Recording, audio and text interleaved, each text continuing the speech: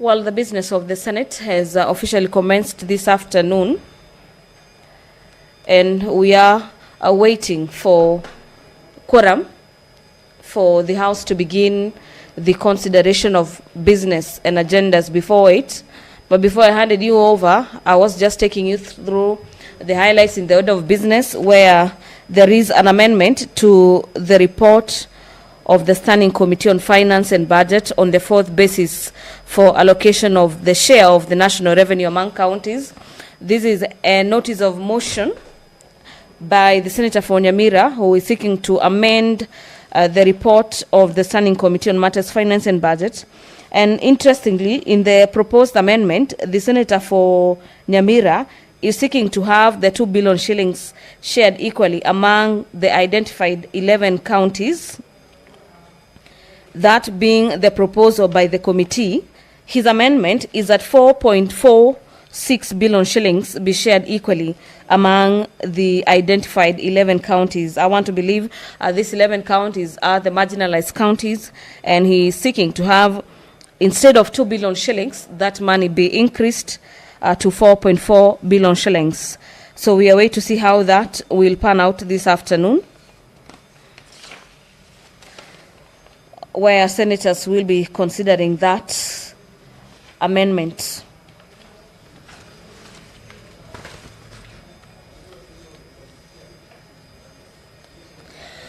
The chairperson, Standing Committee on Justice and Legal Affairs, as well as Human Rights, will be tabling the report of the Standing Committee on the Senate Justice and Legal Affairs and Human Rights, following the committee's inquiry after a petition to the Senate was made by Ms. Christine Njoki Mweru regarding incomplete investigations and failure to arrest as well as prosecute suspects involved in the abduction and disappearance of Mr. Joshua Gishuki Mwangi. The Conflict of Interest Bill, National Assembly Bills number 12 of the year 2023, is also set to feature in the Senate this afternoon, where the Senate Speaker is set to pass the message from the National Assembly in regards to the Conflict of Interest Bill, National Assembly Bills number 12 of the year 2023. The National Assembly has already considered the Conflict of Interest Bill that had some reservations from the President and passed the bill and agreed with the memoranda from the President that highlighted a number of issues that needed some sort of streamlining in the Conflict of Interest Bill. So that communication will be made at the Senate this afternoon.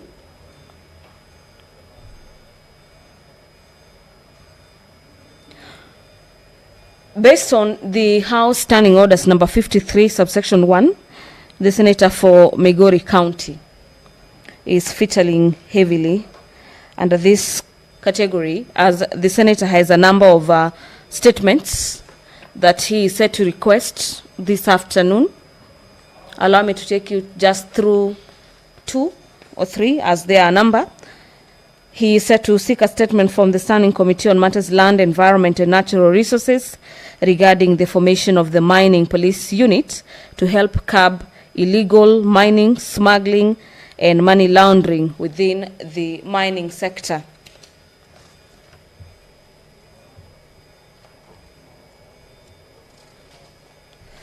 The Senator for Migori,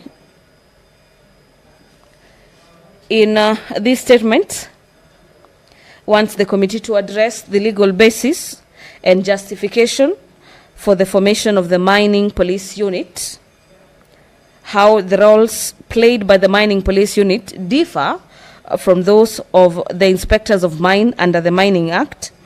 The committee is also required to establish the number of cases handled by the unit so far.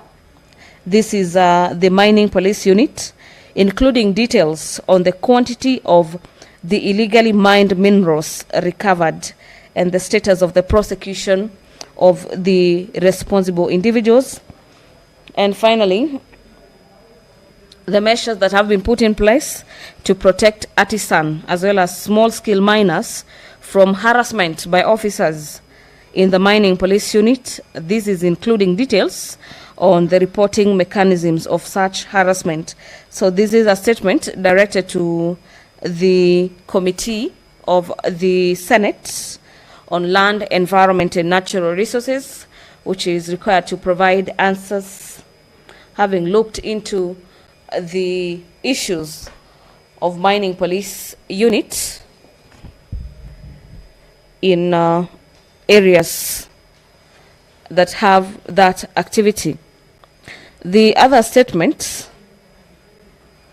is also directed to the Committee on Lands, Environment and Natural Resources regarding the basis for the Cabinet's decision to declare 14 counties minerals as strategic. This is a statement having had the Cabinet declare 14 minerals as strategic. Allow me to hand over for this live broadcast as we now have the quorum.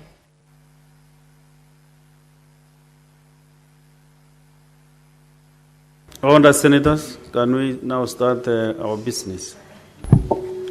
Order number 1, administration of oath. Next order. Order number 2, communication from the chair. Next order. Order number 3, messages.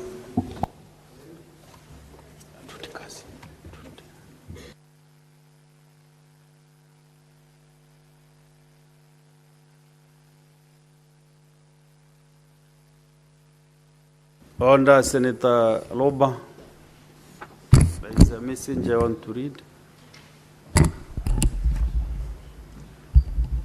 Honorable Senators, I wish to report to the Senate. This is a message from the National Assembly, which is the decision of the National Assembly on the President's reservations to the Conflict of Interest Bill, National Assembly Bills number 12 of 2023. Honorable Senators, I wish to report to the Senate that pursuant to Standing Order 46.3 and 4, I have received the following message from the Speaker of the National Assembly regarding the decision of the National Assembly on the President's reservations to the Conflict of Interest Bill, National Assembly Bills number 12 of 2023. The message, dated Tuesday, June 2025, was received in the office of the Clerk of the Senate on Wednesday, 4th June 2025.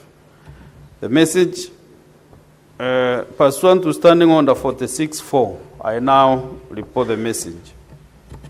Pursuant to the provisions of Standing Order 41.1 and 154 of the National Assembly Standing Orders, I hereby convey the following message from the National Assembly. Whereas the Conflict of Interest Bill, National Assembly Bills number 12 of 2023, was published by the Kenya Gazette Supplement number 41 of 3rd April 2023 as a bill seeking to provide for the management and the regulation of conflict of interest in the discharge of official duties, and was passed by the Houses of Parliament in accordance with the provisions of Article 113 of the Constitution and subsequently presented for assent. And whereas on 30th April 2025, His Excellency the President referred the bill back to Parliament for reconsideration in accordance with the provisions of Article 115 of the Constitution. Further, whereas the National Assembly considered the President's reservations to the Conflict of Interest Bill, National Assembly Bills number 12 of 2023, and passed the bill a second time with amendments on Tuesday, 3rd June 2025, thus fully accommodating the President's reservations. Now, therefore, in accordance with the provisions of Article 115 of the Constitution and Standing Order 41.1 of the National Assembly Standing Orders, I hereby convey the same decision of the National Assembly to the Senate. Honorable Senators, as you are aware, the Senate was seized of the President's memorandum on 30th April 2025, and the matter was subsequently referred to the Standing Committee on Justice, Legal Affairs and Human Rights for consideration and reporting. The committee, through a motion, sought and was granted an extension of time by a further 45 calendar days on 20th May 2025 to enable the committee conclude its deliberations and table its report. I urge the committee to expedite the consideration of the President's reservations. I thank you. Next order. Order number 4, petitions. Next order. Order number 5, papers. Chairperson, Standing Committee on Justice, Legal Affairs and Human Rights. Or a member of the committee.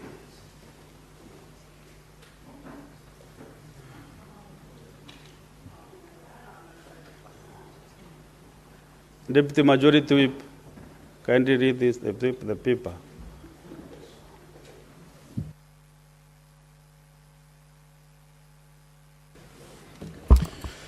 Thank you, Mr. Speaker, sir. Mr. Speaker, sir, I beg to lay the following paper on the table of the Senate today, 5th June 2025.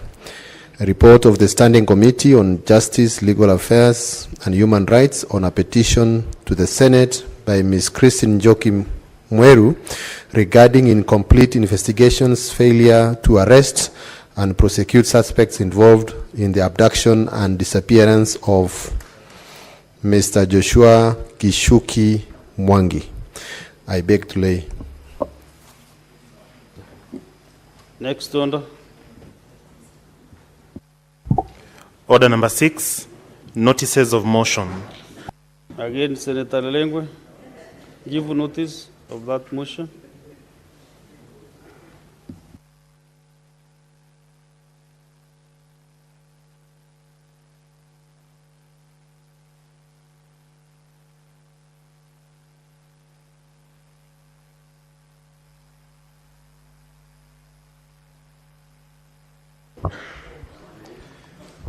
Mr. Speaker, sir, I beg to give notice of the following motion, that the Senate adopts the report of the Standing Committee on Justice, Legal Affairs and Human Rights on a petition to the Senate by Ms.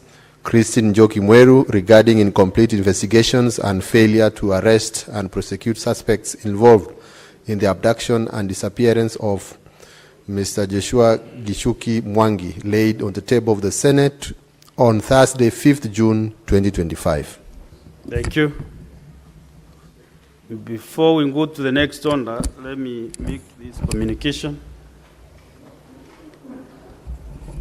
This communication is on the visiting teachers and students from Rodagati High School in Nyeri County.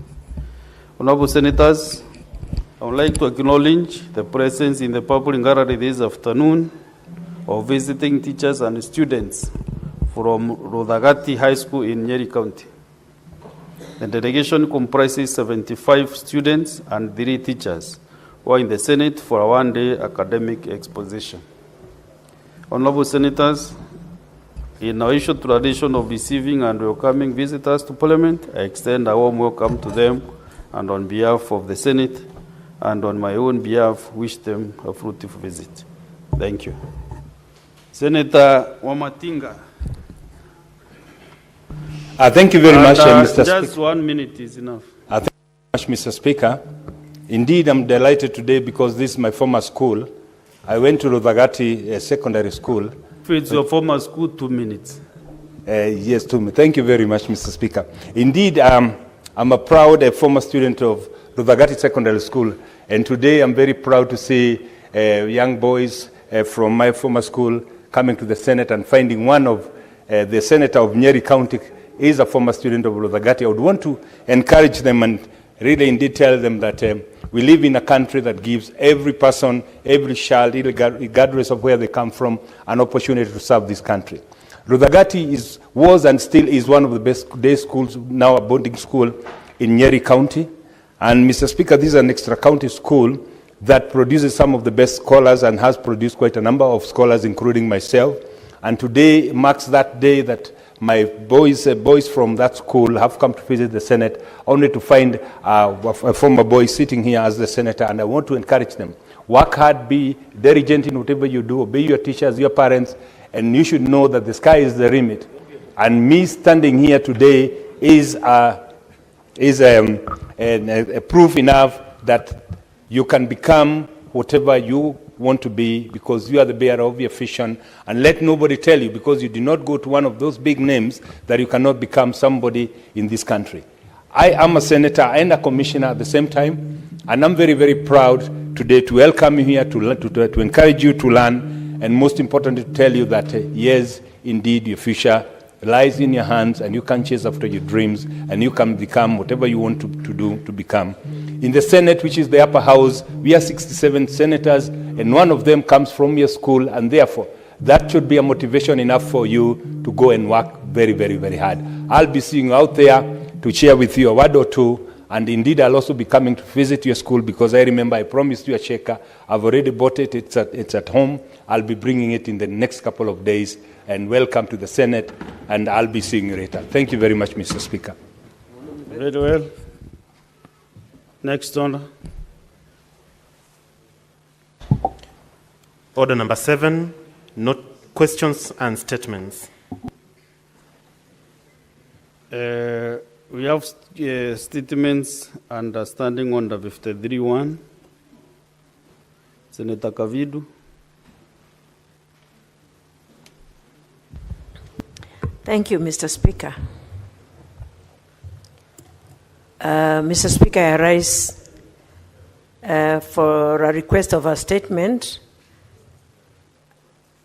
on the state of stadiums facilities in Machakos County. Mr. Speaker, I arise pursuant to Standing Order 53-1 to seek a statement from the Standing Committee of Roads, Transportation and Housing on the matter of county-wide concern, namely the construction of stadiums in Machakos County. Mr. Speaker, the county government of Machakos in January 2019 awarded contracts for construction of Masi and Mavoko stadiums to a local firm at contract sums of 49,479 and 44,616,635 respectively. However, construction works at both stadiums stalled, and the contractor abandoned the respective site. Further, the county, through the Department of Tourism and Sports, entered into contract with the designing and building of Kinyui Stadium at a contract price of 49,906,656 in the financial year 2018-2019, with the initial contract period of 3 years, which has since expired. In the statement, the committee should address the following. 1, the current status of construction in Masi, Mavoko, and Kinyui stadiums, including progress made since contractors abandoned the site. The reasons, 2, the reasons for the stalling of construction works at the 3 stadiums and the prolonged abandonment of the sites by the contractors. 3, a breakdown of funds disbursed to the contractors to date for each of the projects, and indicate whether there has been any loss of public funds in stalled projects. 4, the measures taken by the county government to hold the contracted firms accountable for abandoning the projects, including any penalties, legal action, and contract termination proceedings. 5, whether there are any concrete plans to revive, retender, and or complete the construction of the stadiums and provide timelines of the same. Mr. Speaker, I have another one. Request for statement on public health risks and consumption of food crops irrigated within contaminated water in the Nairobi metropolitan area. Mr. Speaker, I arise pursuant to Standing Order 53-1 to seek a statement from the Standing Committee of Health on the matter of national concern regarding public health risks associated with the use of contaminated water from the Nairobi, Ngong, and Athi River from the irrigation of food crops in areas such as Kitengela, Athi River Town, Great Wall area, Kibera, Kamulu, Mailisaba, and the surrounding communities. Mr. Speaker, sir, there is increasing concerns that untreated wastewater and industrial influents are being used to irrigate food crops such as vegetables and tuber crops, which are later sold in local markets and major supermarkets. Studies have indicated the presence of heavy metals like lead, cadmium, and mercury, as well as microbial pathogen in the water and soil used to cultivate. Consumption of such produce poses serious health risks, particularly to children and expectant mothers. In the statement, the committee should address the following. 1, measures being implemented by the State Department of Public Health and Professional Standards in the Ministry of Health to prevent the irrigation of food crops using contaminated water within the Nairobi metropolitan areas and ensure that food sold to the public is safe. 2, the surveillance and regulatory mechanism in place to test and monitor vegetables and tuber crops sold in both normal and formal markets for contamination of heavy metals and pathogens. 3, whether the ministry has conducted any health impact assessment on the consumption of crops irrigated with polluted water in the affected regions, including findings and subsequent action taken.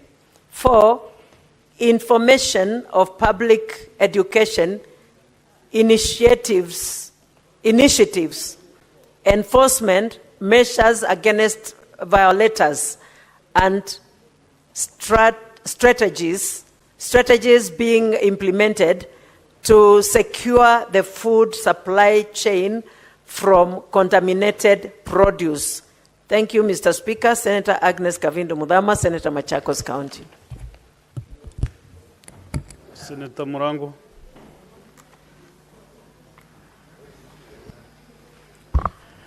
Thank you, Mr. Speaker.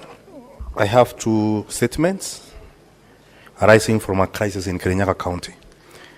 Mr. Speaker, I rise pursuant to Standing Order 53-1 to seek a statement from the Standing Committee on Agriculture and Fisheries on a matter of county-wide concern regarding the drastic reduction in milk collection volumes from Krema Dairy Cooperative Societies in Kirinyaga County by the new cooperative Creameries KCC at Meru Central Dairy Union. Mr. Speaker, sir, Cremas Ropes Dairy Cooperative represents over 6,000 smallholder farmers and has consistently delivered 75,000 liters of milk per day. Mr. Speaker, 45,000 liters to KCC and 30,000 liters to Meru Central Dairy Union. However, these volumes have been slashed drastically without prior consultation or justification. Meru Central Dairy Union issued a one-day notice limiting intake to 15,000 liters, while KCC has further reduced their correction to 25,000 liters. This abrupt action has created a surplus of 35,000 liters per day, overwhelming storage capacity and leading to direct loss estimated to be 2 million shillings daily. Mr. Speaker, in the statement, the committee should address the following. 1, reasons behind the abrupt reduction in milk correction by New KCC and Meru Central Dairy Union from Cremas Ropes Dairy Cooperative, and why affected farmers were not given adequate notice or alternative arrangement despite having a contract. 2, why suppliers outside Meru County, especially in Kirinyaga, are being affected or penalized despite their loyalty during dry seasons, while milk correction continues uninterrupted in most of the regions. 3, immediate and long-term measures the State Department of Livestock is taking to absorb surplus milk, including efforts to expand cooling infrastructure in Kirinyaga and provide timely market access to prevent post-harvest losses. And 4, policy interventions in place to protect small-scale dairy cooperatives from sudden harmful disruptions in supply chains and ensure their stability and sustainability. And lastly, the government strategies to regulate milk and dairy imports from Uganda, including safeguards to protect local producers and processors from unfair competition. My second statement, Mr. Speaker, sir, is on the directive mandating direct payment of coffee sales proceeds from the Nairobi Coffee Exchange to individual farmers. Mr. Speaker, sir, I rise again pursuant to Standing Order 53.1 to seek a statement from the Standing Committee on Agriculture and Fisheries on a matter of national concern regarding the directive issued by Minister of Cooperatives and Micro, Small and Medium Enterprises Development on 18th November 2024, mandating direct payment of coffee sales proceeds from Nairobi Coffee Exchange to individual farmers. In the statement, the committee should address the following. 1, whether the ministry undertook consultation with coffee cooperative societies and other relevant stakeholders before issuing the directive mandating direct payment of coffee sales proceeds from the Nairobi Coffee Exchange to individual farmers, and if so, obtain information on the same. 2, whether the directive aligns with the provision of Cooperative Societies Act and the Constitution of Kenya, and specifically how the directives impacts the constitutionally guaranteed freedom of association. 3, the economic and structural impact of the directive on coffee cooperative societies, including the measures in place to safeguard the future of these cooperative societies, which provide essential services to the farmers.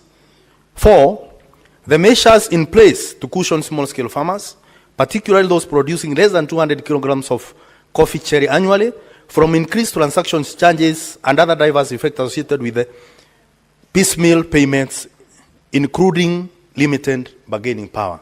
And lastly, whether the ministry can consider review or suspension of the directive to allow for wider consultations to ensure that the directive does not compromise the integrity of coffee value chain. Signed by Senator Morango from Kirinyaga County. Thank you, Mr. Speaker.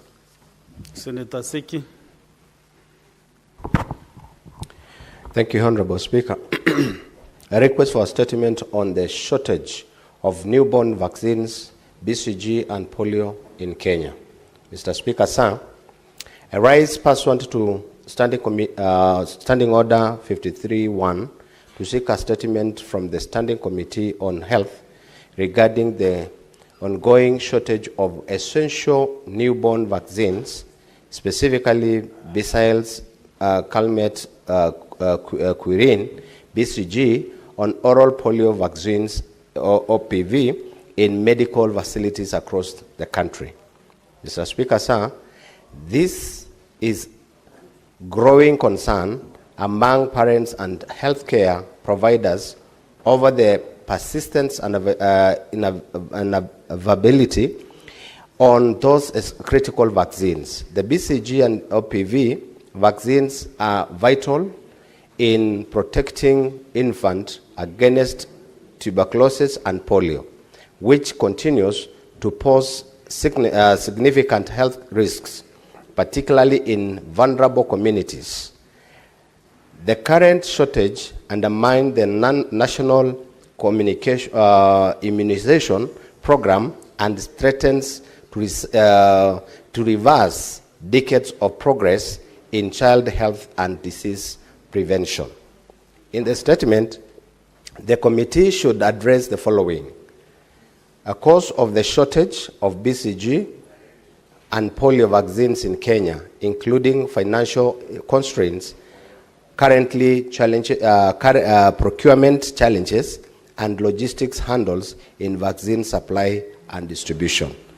2, the steps being undertaken by the Ministry of Health and timelines to resolve the shortage and restore vaccines availability in all affected facilities. 3, Honorable Speaker, measures in place to strengthen the national vaccine supply system, including coordinations with county governments to ensure stability and avoid future stock out.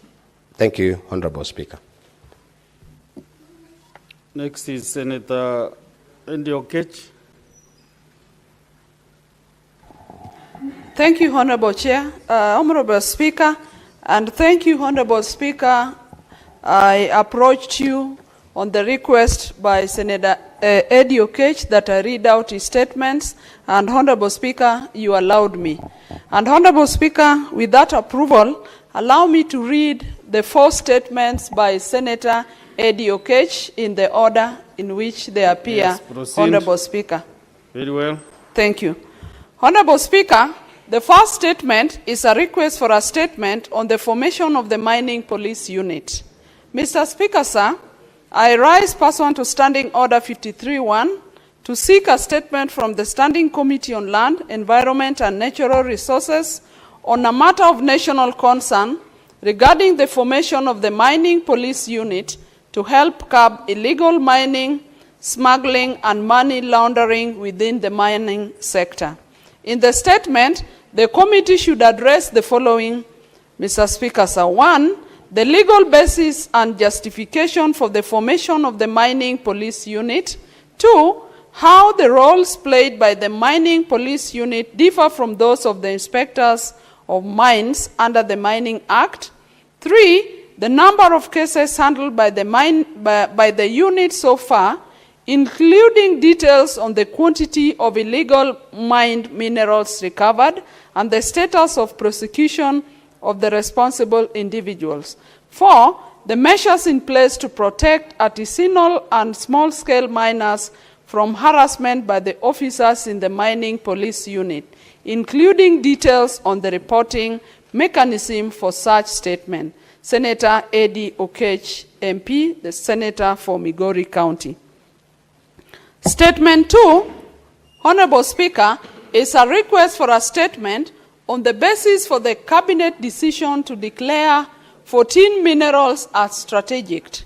Mr. Speaker, sir, I rise pursuant to Standing Orders 53-1 to seek a statement from the Standing Committee on Land, Environment and Natural Resources on a matter of national concern regarding the basis for the Cabinet decisions of the 3rd October 2023 to declare radioactive mineral uranium, thorium, nickel, cobalt, graphite, tantalum, tin, lithium, severite, coltan, chromite, niobium, rare earths, and copper as strategic minerals. In the statement, the committee should address the following: details on the advisory by the Mineral Rights Board and the Director of Mines on the declaration of the 14 minerals as strategic, including an assessment of the legal standing of the advisory by the Mineral Rights Board, which did not have a chairperson appointed by the President at the time.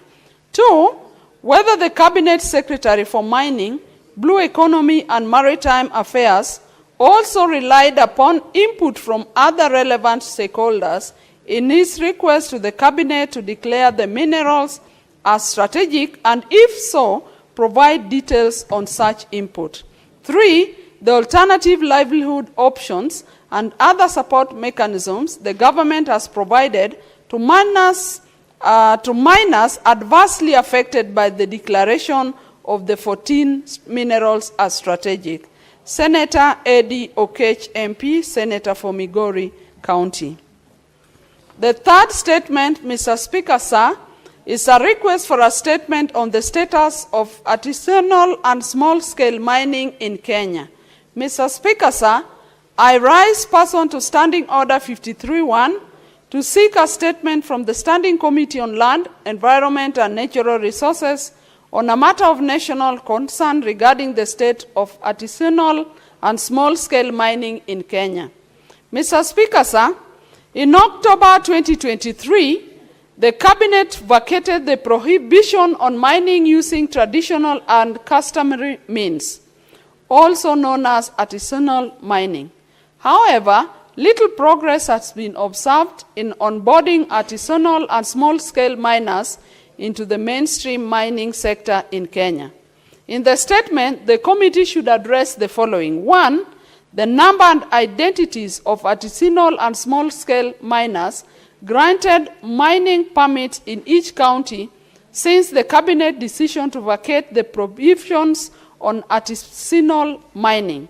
2, the actions being taken by the government to address delays in processing applications for artisanal mining permits. Lastly, the delay in operationalization of the already gazetted 32 artisanal mining committees, which are supposed to advise on grant, renewal, and revocation of artisanal mining permits in respective counties.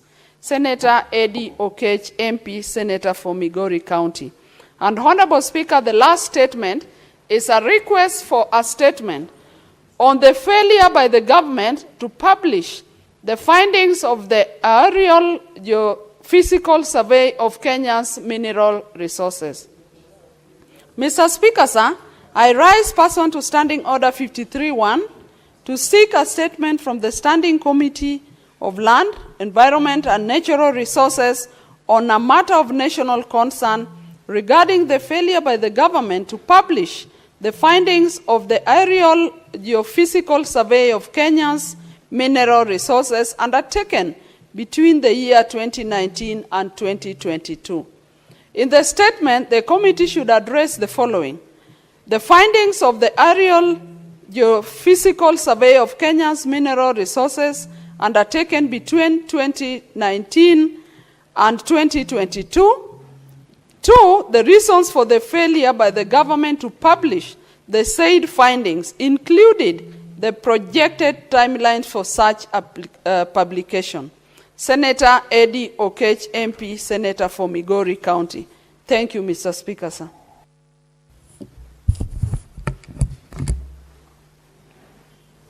Before we go to the... Okay. Let's get these statements pursuant to Standing Order 57-1, Majority Whip.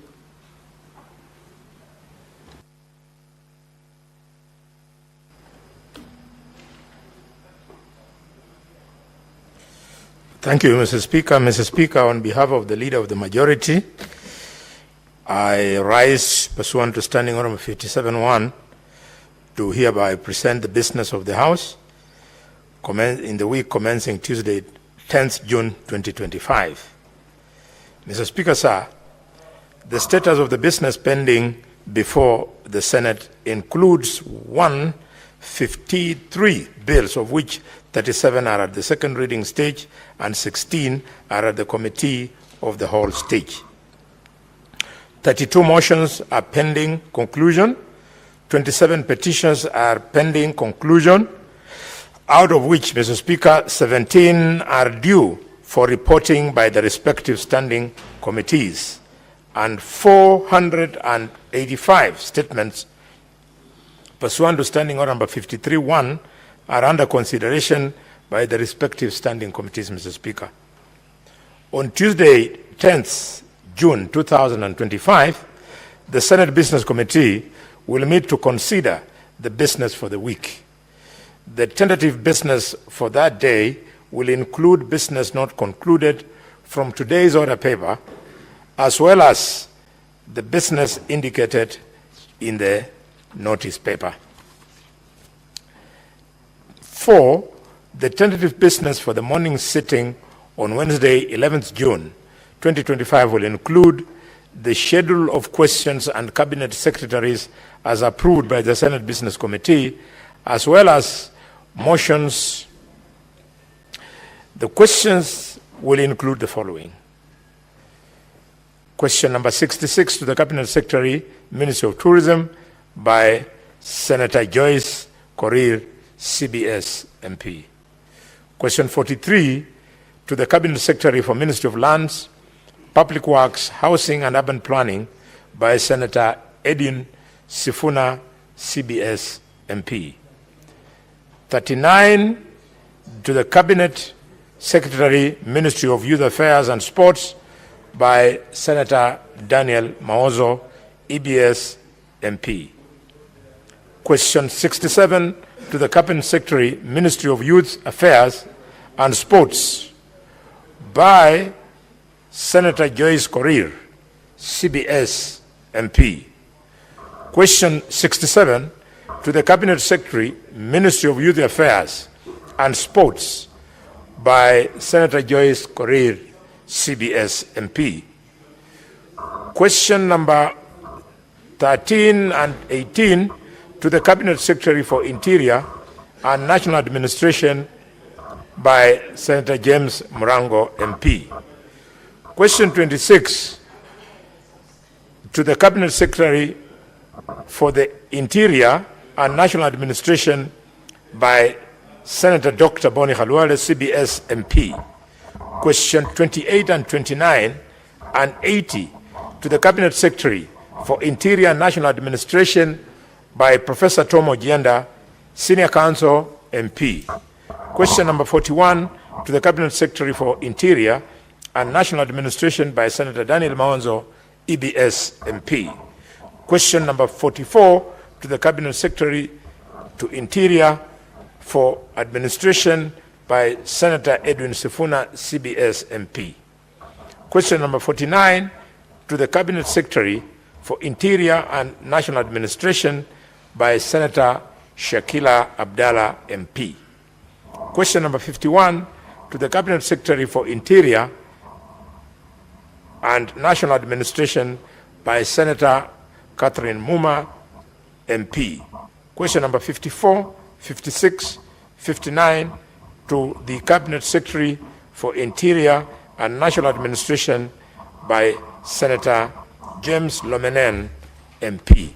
Question number 62 to the Cabinet Secretary for Interior and National Administration, by Senator Joyce Korir, CBS MP.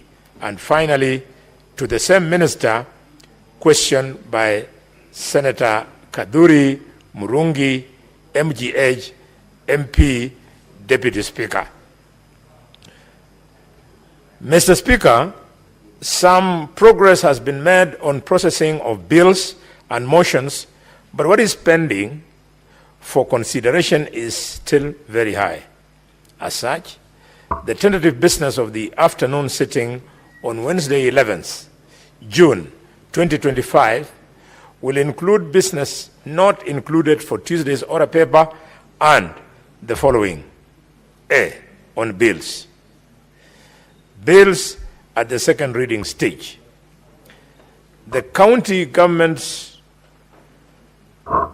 Senate Bills number 34 of 2024, the County Government's Amendment Bill, Senate Bills number 39 of 2024, the Labor Migration and Management Bill, Senate Bills number 42 of 2024, and the Street Naming and Property Addressing Systems Bill, Senate Bills number 43 of 2024. B are bills at the Committee of the Whole. These include the Early Childhood Development Education Amendment Bill, the Local Content Bill, the Street Vendors Bill, the Sports Amendment Bill, the Cooperative Societies Amendment Bill, the Public Fundraising Appeals Bill, the Heritage and Museums Bill, the Environment Laws Amendment Bill, the County Library Services Bill, the Statutory Instruments Amendment Bill, the Creative Economy Support Bill, the Cooperative Bill, the County Government's Election Laws Amendment Bill. Mr. Speaker, we also have motions, namely the motion on the report of the Liaison Committee on the activities and operations of the select committees during the third session of 2024. 2, report of the Standing Committee on Devolution and Intergovernmental Relations on its inquiry into the state of governance in the county governments of Garissa arising from a statement that was sought by Senator Abdul Haji, MP. 3, report of the Standing Committee on Devolution and Intergovernmental Relations on its inquiry into the state of the markets in Vihiga and Bungoma counties arising from a statement sought by Senator Godfrey Osotsi, MP, and Senator David Wakoli, MP.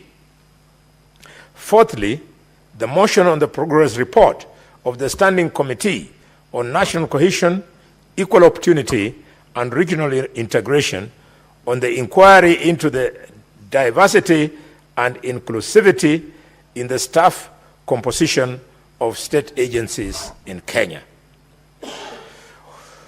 With respect to the aforementioned bills at the Committee of the Whole, I'd like to urge the respective standing committees to prioritize their consideration and to file reports thereon within timelines specified under the Senate standing orders. I also urge all senators attending to file amendments to the same within reasonable time for the Senate to be able to dispense with the bills at the Committee of the Whole. The projected business for Thursday, 12th June 2025 will include business not concluded from Wednesday's order paper and any other business scheduled by the Senate Business Committee. Mr. Speaker, sir, as honorable senators will note, the Senate will proceed on recess on the 13th of June 2025 pursuant to the standing Senate calendar. As such, I will move a motion of adjournment on the 12th of June 2025 for the Senate to adjourn until the next part of the session. In this regard, I urge all of us to take advantage of the available time to conclude on business pending before the Senate. Mr. Speaker, in a small addition, we, the members of the Senate Committee on Finance and Budget, feel truly constrained by this calendar. We have requested, Mr. Speaker, that the chairman requests your committee to ensure that the calendar should be sensitive to the constitutional timelines. Mr. Speaker, I thank you and hereby lay the statement on the table of the Senate today, 5th of June, 2025. Why is the Senator Yes, Senator Enoch. Mr. Speaker, you know when Senator Boni Alwele, and you should know this better than anyone else, when he was reading that statement under 57, he was doing it as the majority leader. Now he switches on the floor and starts addressing the Senate as a member of a committee. The Speaker, that is not procedural, it's not allowed. Yeah, I think even the Lekond itself did not capture what he said. Because the chairman is here and he cannot talk on behalf of the chair of the Budget and Finance Committee. So I think, Bonnie, next time I will give that responsibility to your deputy, Dr. Lelengwe, to do that work in the absence of the majority leader. You have fired yourself.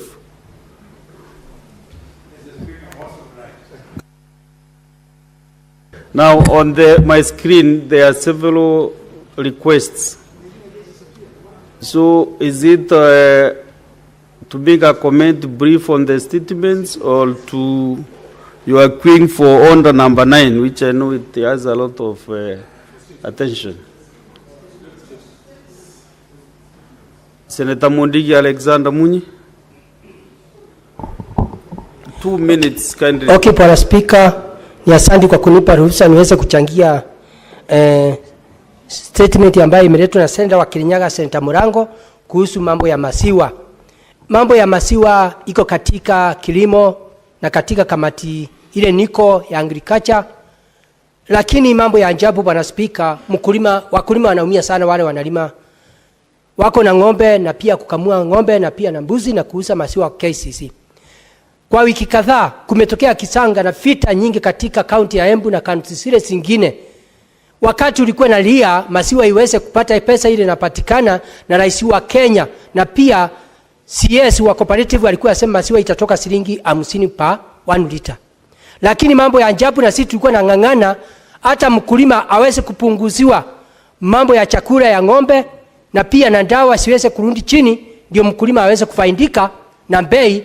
Bwana Speaker, saa hii ukienda mlima kuna masiwa ama kuna zile zingine sote azua mahali najua Embu, Kirinyaga, Tharaka Nithi, Meru na pia Nyeri, unakuta masiwa imeleta shinda KCC. Ayo mahali masiwa inawekwa hawaje kusukua, masiwa imekuwa nyingi, bei ilikuwa juu. Bwana Speaker, ni kitu ya usuni kwa sababu wakulima wa masiwa wanateseka, wanaumia. Mambo ya ajabu, hizo county wale walikuwa na maroni sasa hivi wameshindwa kulipa ile ndeni, wale walikuwa nalipa school fees wameshindwa, wale walikuwa nataka pesa ya kwenda hospitali wameshindwa. Bwana Speaker, ningeomba tuweze kuonekana vile wasiri wa kilimo na pia wa cooperative waweze kuangaliwa nini naendelea, kwa sababu saa hii rais alisema masiwa, hakuna masiwa itanunuliwa bei kuliko shilingi 50. Hiyo ingine nikimalizia, Bwana Speaker, mpaka wasiri anaweza kuwa summon na hii Senate akuja njipu ni nini inaendelea, wakati rais anasema masiwa inafaa iwe juu na inakuwa chini. Wakati huu nikimalizia, Bwana Speaker, ni wakati nakumbuka katika kamati ya REPA kuna pesa ambaye niyo KCC haikulima. Senator Mudigi, samani kidogo tupate hoja ya nidhamu.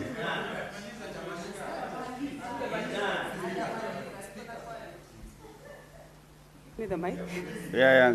Asante Mheshimiwa Speaker. Ningependa kuuliza Mheshimiwa Speaker, kwa sababu Mheshimiwa Mudigi mwenye ameleta hii mjadala hajaongelelea mambo ya mlima. Lakini Mheshimiwa Mudigi, nataka kujua Mheshimiwa Speaker, kama ni kweli ya kwamba mambo ya maziwa ni shida ambayo ni ya mlima peke yake.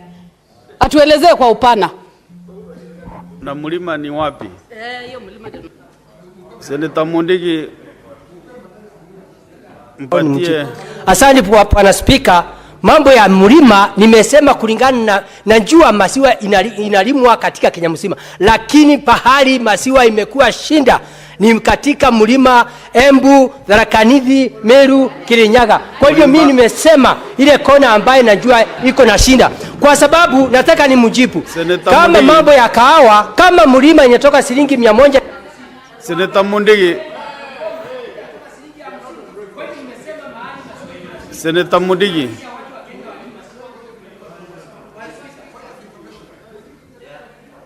Senator Mudigi ameuliza mlima ni wapi?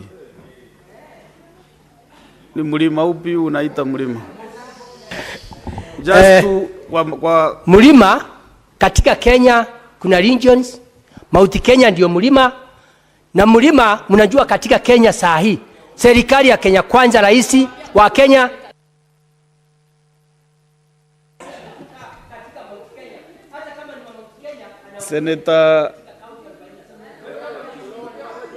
Senator Mwaruma Jones Mashusha.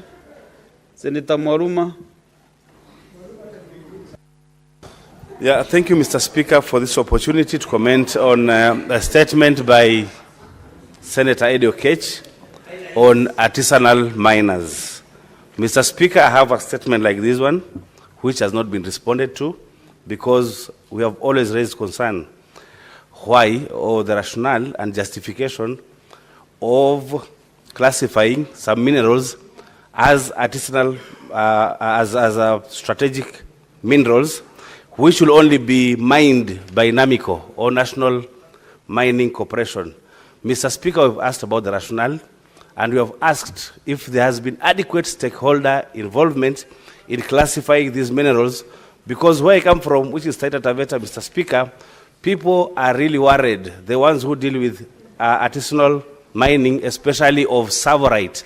Mr. Speaker, they are worried because if they start dealing with savorite, they might be harassed by the policemen. And so we want to get this response plus the response to my statement or similar statement which I raised in this House. Mr. Speaker, I don't know if NAMICO has capacity to do mining in the whole of Kenya.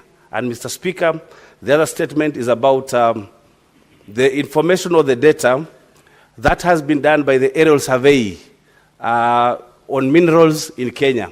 That data is there, and I don't know who it is helping, because that information has not been publicized. It needs to be published so that counties or people or investors who want to deal with minerals or to mine can use that information for the sake of abstracting the minerals, so that they can help the counties, because there's a revenue sharing formula between the national government, the counties, and the people, Mr. Speaker. So we need this information as fast as possible. I thank you, Mr. Speaker. Senator Mboni Galwale. Mr. Speaker, following COVID, Mr. Speaker, lessons were drawn, and the government responded by establishing the Kenya Biovax Institute that was supposed to preside over manufacture, packaging, and commercialization of believable vaccines. That we are aware the Senator of Kajiado has drawn the attention of the country to. It is indeed very sad. I would like that the committee, over and above the issues raised by the Senator of Kajiado, should also tell us the amount of investment that was put into establishment of the Kenya Biovax vaccine, to give us the establishment in terms of human resource in that institute, and also tell us how much success has been achieved out of the envisaged functions of the institute, Mr. Speaker.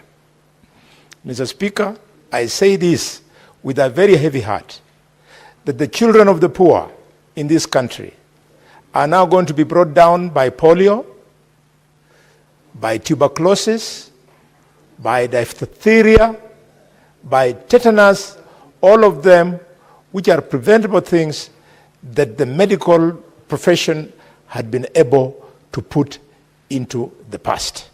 My second comment, Mr. Speaker, is on the matter raised by the Senator of Machakos on the status of various stadia in her county. Mr. Speaker, I remember on 1st of January this year, 6 months ago, the President himself toured Buhungu Stadium, invited the contractor to come on site, and Mr. Speaker, is amazing. Senator Joe Nyutu. Thank you, Mr. Speaker, for the opportunity. And I want to comment on the statement made by Senator Murango of Kirinyaga County regarding the reduction of milk uptake from Kirima Dairy, Slopes Dairy, by Meru Central Dairy and KCC, Mr. Speaker. The reduction is very drastic by Meru Central Dairy from 30,000 litres a day to 15,000 litres a day. By KCC from 75,000 to 25,000 litres a day. You can only imagine what is happening to these farmers and what they are doing with the excess supply of milk.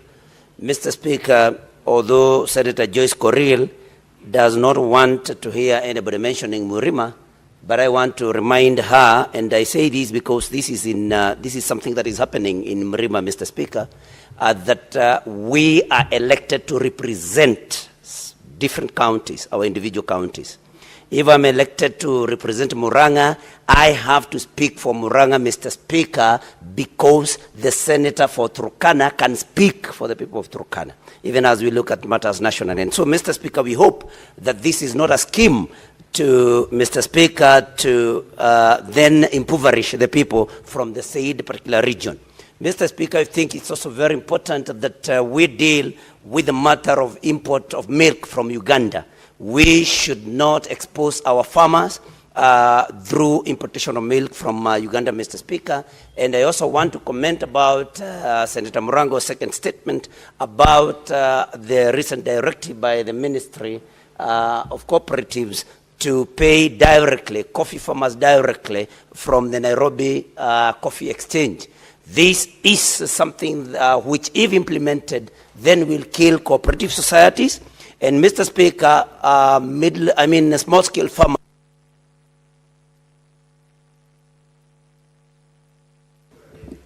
Honorable Senator, you should train your eyes on the lights so that you don't overrun the highway. Senator Wambua Enoch. I thank you, Mr. Speaker. Mr. Speaker, I stand to make a comment on the statement raised by Senator Agnes Kavindu of Machakos concerning the construction of stadiums in Machakos County. Mr. Speaker, there's a reason why the Constitution of Kenya 2010 and the fourth schedule, part 2, allocates the role of construction of stadiums to county governments. Mr. Speaker, this is because it is expected that the county governments will make investments in stadiums to tap into the talent of local youth and make them be engaged in profitable ways, Mr. Speaker. Mr. Speaker, when the committee that will be seized of this statement, if they choose then to visit those two stadiums identified by Senator Kavindu, I will request that the committee should extend that visit to cover the region, the Lower Eastern region, the Speaker, of Kitui, Makueni, and Machakos. I say this, Mr. Speaker, because since independence, these three counties have never had what you would call a real stadium, where our youths can exploit their talents, where we can have serious meetings with the Speaker. And now, Mr. Speaker, because I know where we are going, we will need to have a lot of these spaces where a lot of these things, including public meetings, can happen. It will be important to have these counties invest more of their resources in constructing stadiums in that region. The Speaker.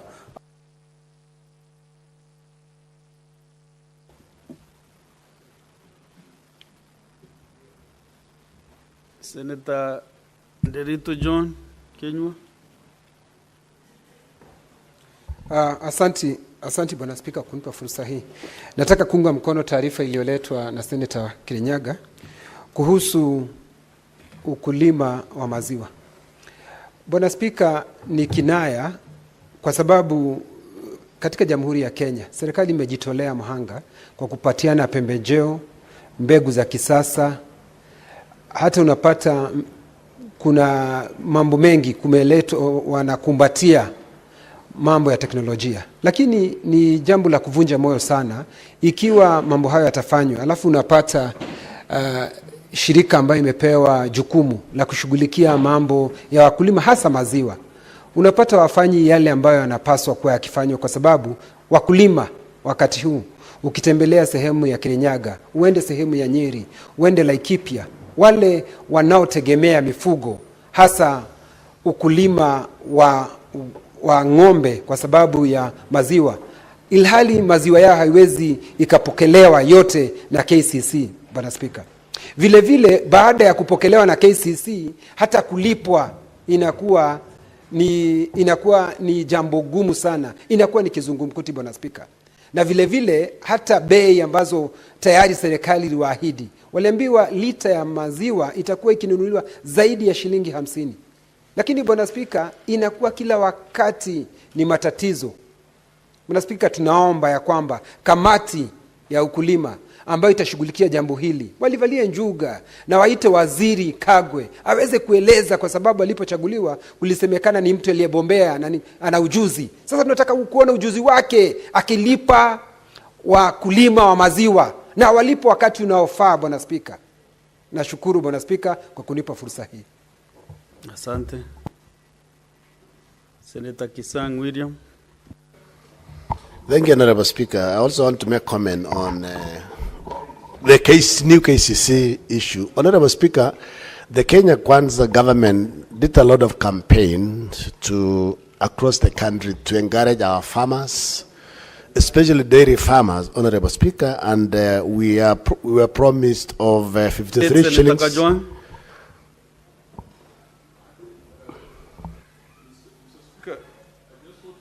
That the gadgets are working, because in your usual democratic fashion, you usually allocate one speaker from either side. I don't know what you had for lunch that has changed you today. The ratio is 2-1, and also I can't see you on my screen. So the ratio is 2-1, almost going to 3-1. And also there is no standing order which is describing what the chair should do when you are here, when you are giving members to contribute. But maybe the technicians can check on your gadgets. Yes, Senator Karwale. Mr. Speaker, did you hear the Senator of Homa Bay question what you had for lunch? Mr. Speaker, in view of the good English language, that statement in itself imputes improper motive, because in good English, it means either you took alcohol or opium or something. Is he in order, Mr. Speaker? Bonnie, Senator Bonnie, you know where I come from. Men does not talk about the food. So I could not make a comment about the food. The men don't discuss matters, stomach matters. So you assume you never heard what he said. I just assumed I never heard. It's like when a boy insults you, you don't reverse back. You just don't answer him. You just proceed with your work. Yes. So I assumed I didn't hear what he talked about food. Senator Kisang, proceed. Speaker, I agree with you. You know where Kalwale comes from. Food is very important.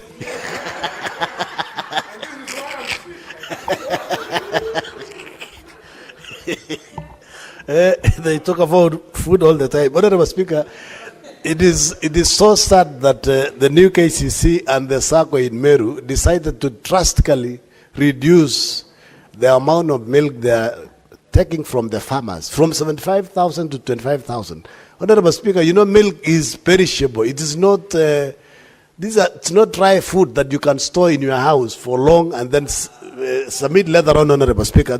We need to actually call the CS and the CEO for KCC to come to the house and answer, because our farmers are suffering and we are encouraging them, to have good dairy cows that produce up to 40 kilos a day. And then when they work hard, we stop picking the milk from them, Honorable Speaker. This is not right, and the CS should come to the House and explain what is happening. Because we have shortage of milk. Why are we importing milk from Uganda?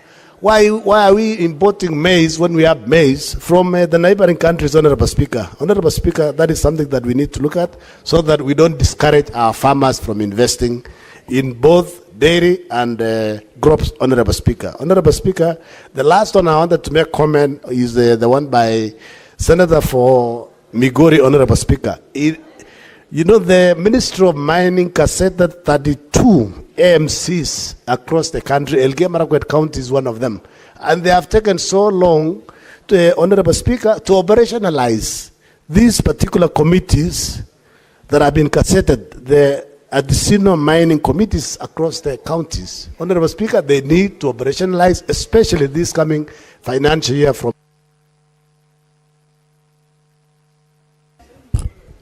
Senator Beatrice Akinyi Ogola. Thank you, Honorable Speaker. Honorable Speaker, I want to support the statement by the Senator of Kajiado, Senator Seki, on the shortage of vaccines. Honorable Speaker, at independence, there were 3 major things that the founding fathers promised to sort. And one of them was disease, ignorance, and hunger, Honorable Speaker. But it is a pity that at this level, over 61 years... Joyce Coril.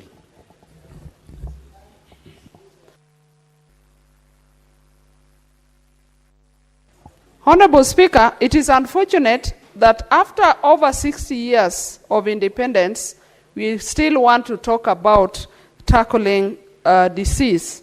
Honorable Speaker, could it be that we are leaving our children to languish in death? Honorable Speaker, coupled with this, I would like the committee to tackle the issue of immunization financing, which is going to be a problem in this country, especially as donors are going to pull out by 2029. Then if we have a problem by now, it means we are running into a worse problem, Honorable Speaker. Secondly, I want to support the statement by Senator Eddie Okech on the concerns regarding the state of small-scale mining in Kenya. Honorable Speaker, just a few weeks ago, we saw over 5 women died at some of those mining sites. We would like the ministry to also state what safety measures they are putting in place for the artisan miners and the small-scale miners all over in the mining areas. And lastly, Mr. Speaker, sir, I would like to comment on the aerial survey of minerals that was done. Why do we find it easy to know where our natural resources, like wild animals, like forests are, and somebody does not want to make public the inventory on minerals, Honorable Speaker? Kenyans deserve to have this knowledge, and so, Honorable Speaker, I support those statements, and Honorable Speaker, there should be a lot of concern on those. Thank you, Mr. Speaker, sir. Senator Okenyuri Esther. Thank you, Mr. Speaker.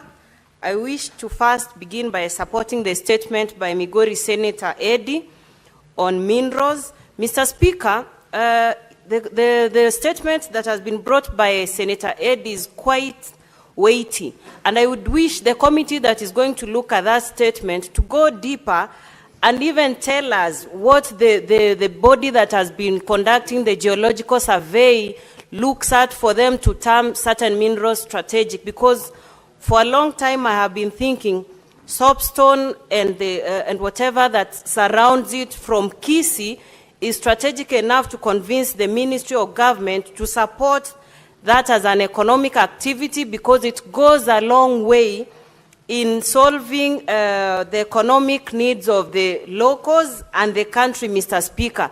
So I would really be worried that we are actually put aside by having certain minerals termed strategic. I would really want the committee to shed light so that I'm able to know if indeed we fall below that par, or it's a means of sidelining soapstone miners and covers, Mr. Speaker. And secondly, I also wish to support the statement by Senator Seki. Mr. Speaker, we have had rampant shortages in terms of vaccines, and I do not know why this is recurring. Is it poor forecasting that we are having, or there is general lapse in the ministry, Mr. Speaker? We do not want to lose our children. They are the future of this country. But it's sad that most of them are now missing out on these very crucial vaccines, which are very crucial at their developmental stages, Mr. Speaker. And we actually should not even be talking about this right now. The ministry needs to stop every other thing and address the matter on infant vaccine. Senator Moses Kajwang. Mr. Speaker, in this country, it's very difficult to know what the truth is. And when I listened to the statement by the senator from Kirinyaga about coffee and about dairy, I was very conflicted. Mr. Speaker, on Madaraka Day, the president made an address telling us how structural changes and reforms in the coffee sector have led to the direct settlement scheme, which will allow coffee farmers to get settlements within just a few days rather than a number of months. And so, Mr. Speaker, I would like the Agriculture Committee to go deeper into this matter, not just to look at that specific aspect of direct settlement scheme, but to verify whether the reforms that the President has told us continuously in the agricultural sector are true reforms. Mr. Speaker, if we were to listen to only one side of the different arms of government, we will lose it. And that is why Parliament exists, to validate the claims from the executive. Mr. Speaker, let me also comment on the the declaration of strategic minerals. Mr. Speaker, this country, every corner of this country, has a strategic or has a critical mineral under the soil. And we had expected that the experts we had donated to the broad-based government, like CS Joho, would be able to tell Kenyans the truth for once. The colonialists, when they came to this country, they did a mineral mapping, and the records are there. County governments have a clear mineral mapping. Mr. Speaker, today we are talking of fiscal space. We are talking of lack of resources. We are going to borrow money from UAE.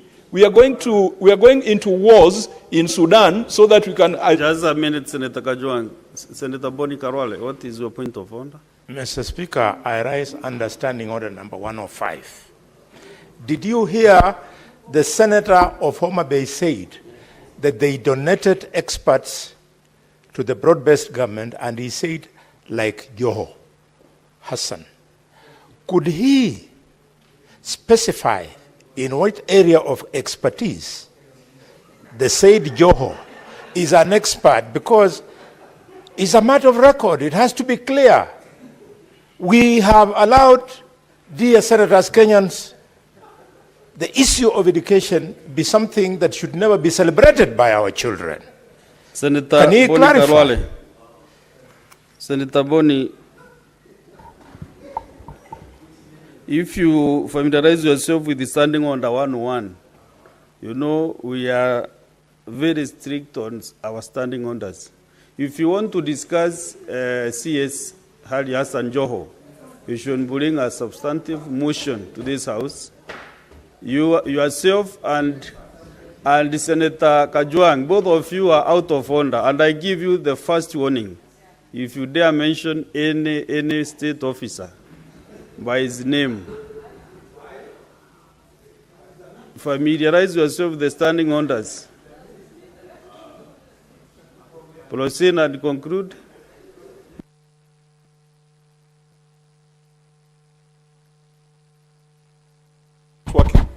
Mr. Speaker, the senator from Kakamega is a renowned expert in bullfighting, and we don't challenge it, and he does not challenge it. So let us just give Joe his flowers, that he can be an expert in making sure that bling coming from our natural resources is well tapped. But Mr. Speaker, I would love that from the blue economy and from our mineral resources, if you were to exploit this, we would not be beggars.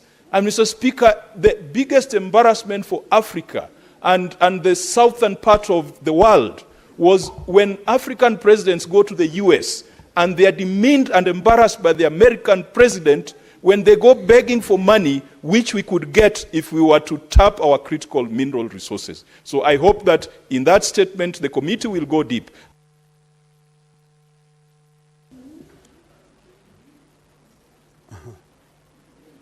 We are concluding on the comments the next 5 minutes. Senator Mugatana, Johnson. Thank you, Mr. Speaker. Mr. Speaker, I want to quickly comment on the aerial geophysical survey of Kenya Mineral Resources statement by Senator Eddie Oketch. Mr. Speaker, there was a conference that was held in Kenya on the 26th, 27th of November 2024 after the aerial geosurvey, physical geosurvey was done, and which identified 970 mineral occurrences in Kenya. Mr. Speaker, what is surprising is that that conference was supposed to attract investment into Kenya after we discovered there are about 970 mineral occurrences in Kenya. What is surprising and what is coming from this statement is that this information has not been put up in the public domain. And the purpose for which money was spent was so that we can attract investment into this country. Mr. Speaker, the Ministry of Mining released a document saying they spent $65 million. This is about 7 billion Kenya shillings to carry out that aerial geophysical survey between the years 1919 and 2022, 2019 and 2022. So if public money was expended to the effect that we bring investment, why is the ministry having a problem with publishing this information? Why should the minister arrange conferences in 2024 when maybe there are Kenyans who want to invest in that sector? Mr. Speaker, the committee should explore the reasons, because maybe there are very many Kenyans who... Sorry. Last but not the least, Senator Ososi Ngonfle, Atiel. Thank you, Mr. Speaker. Mr. Speaker, I will want to quickly comment on the statement by Senator of Migori. Has actually four statements on the matter of mineral mining. Mr. Speaker, I think Senator Eddie's statements are quite heavy and very important, because they are actually addressing very, very fundamental questions in the mining sector in this country. Mr. Speaker, the status of artisanal mining in our counties is something that this House must look at.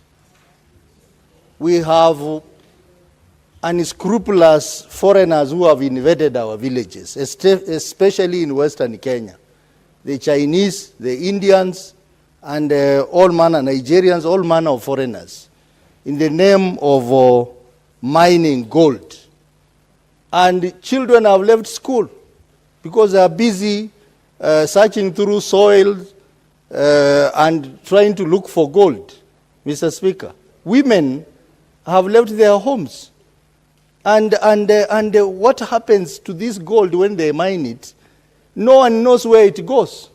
Mr. Speaker, we have sat in this House and we have been told Vihiga, Migori, and Kakamega cannot get mineral royalties because the gold that is mined is not accounted for, Mr. Speaker.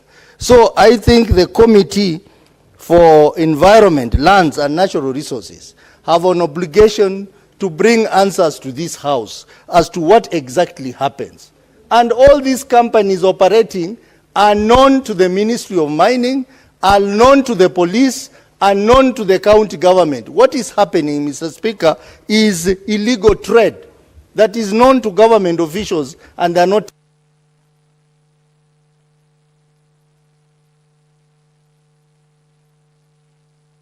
That's the end of the statement. Our next order. Order number 8, motion celebrating the life of Professor Ngugi wa Thiong'o, Resumption of debate interrupted on Wednesday, 4th June 2025. Afternoon sitting. Question to be put. Honorable Senators, the debate on this motion was concluded yesterday, and now what is remaining is putting of the question. And this motion does not involve counties and standing on item 4.1. But I want to ascertain whether we have quorum to put the voice vote. Clerk? Okay. What? Maybe can I first put the question? There is another thing from where I come from. Men do not look behind. So once you start standing up, you continue standing.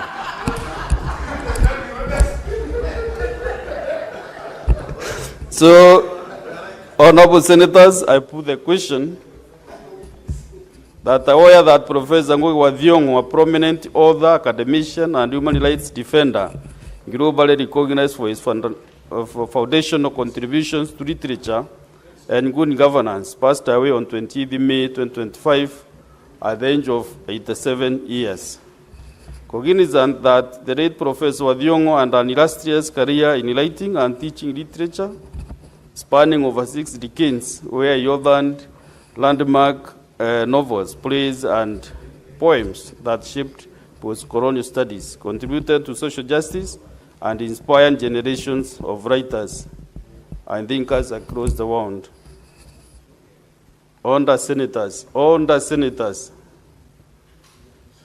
Senator Ososi, appreciating that the late Professor wa Thiong'o advocated for indigenous languages and indeed took up writing in his mother tongue at a time when it was not fashionable to do so. Further, cognizant that his legacy in inspiring many generations towards cultural sovereignty and the power of indigenous languages in literature and thought led to numerous international awards being bestowed upon him.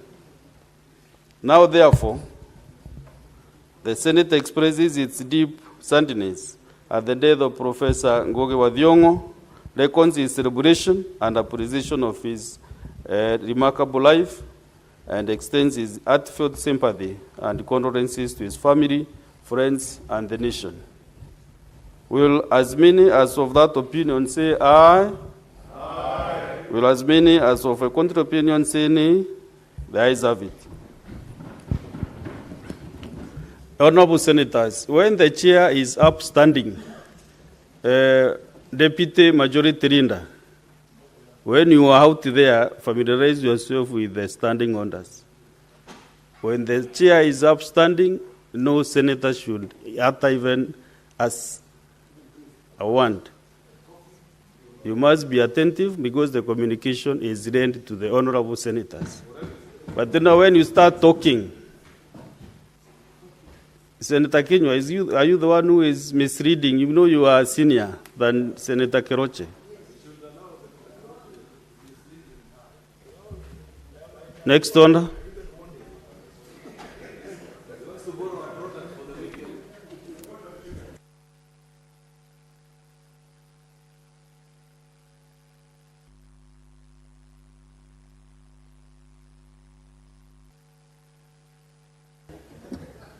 Next one. Order number 9, motion. Report of the Standing Committee on Finance and Budget on the 4th basis for allocating the share of national revenue among counties. Resumption of debate interrupted on Tuesday, 3rd June 2025. No senator was on the floor. So I'll give Senator Wambua Enoch. Did you contribute? If you didn't, then you should.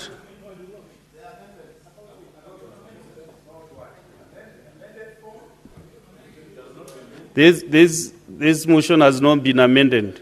It's the original motion. Senator Mogeni Eric.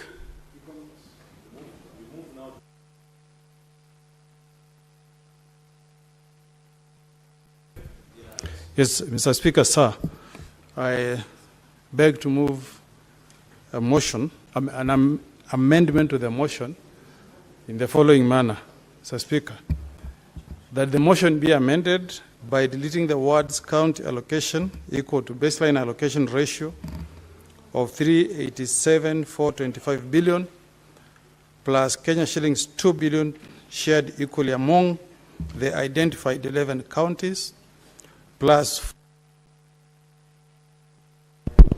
45% population index plus bracket 35% equal share index plus 0.12% poverty index plus 0.08 geographical size index and additional county equitable share above 389,425 appearing after the word as follows and substituting thereof with the following words.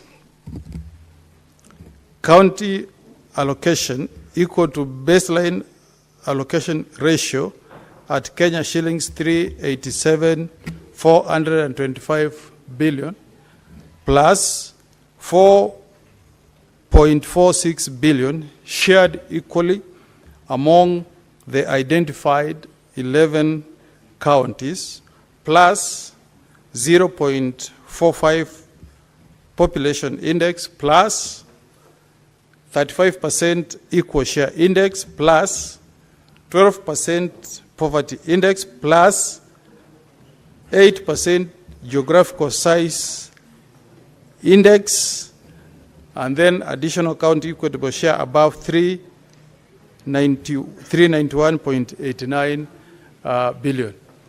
Mr. Speaker, I want to go on record that I'm rising to support the report of the Committee on Finance as amended by the proposed motion that is on the floor.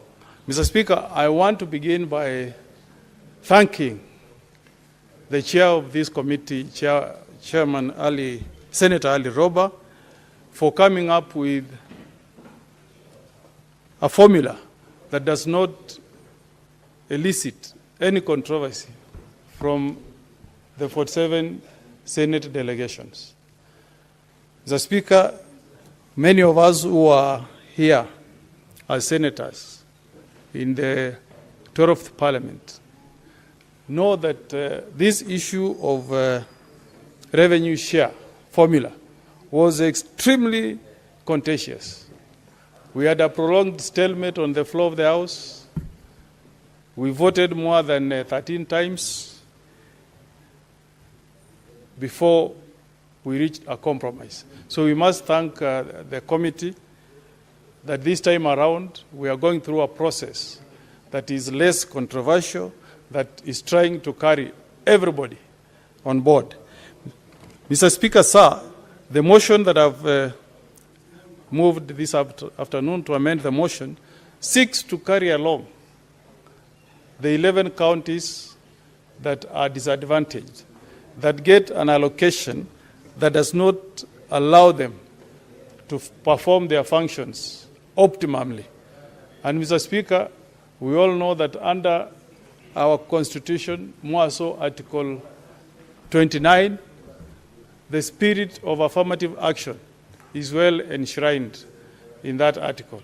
And further, Mr. Speaker, when we allocate resources, it's important, Mr. Speaker, that we be sure that the resources we allocate to our counties will support our devolved units to perform their functions. So, Mr. Speaker, the spirit behind these amendments is to ensure that our big, rich counties carry along the smaller, poor counties so that we all move together.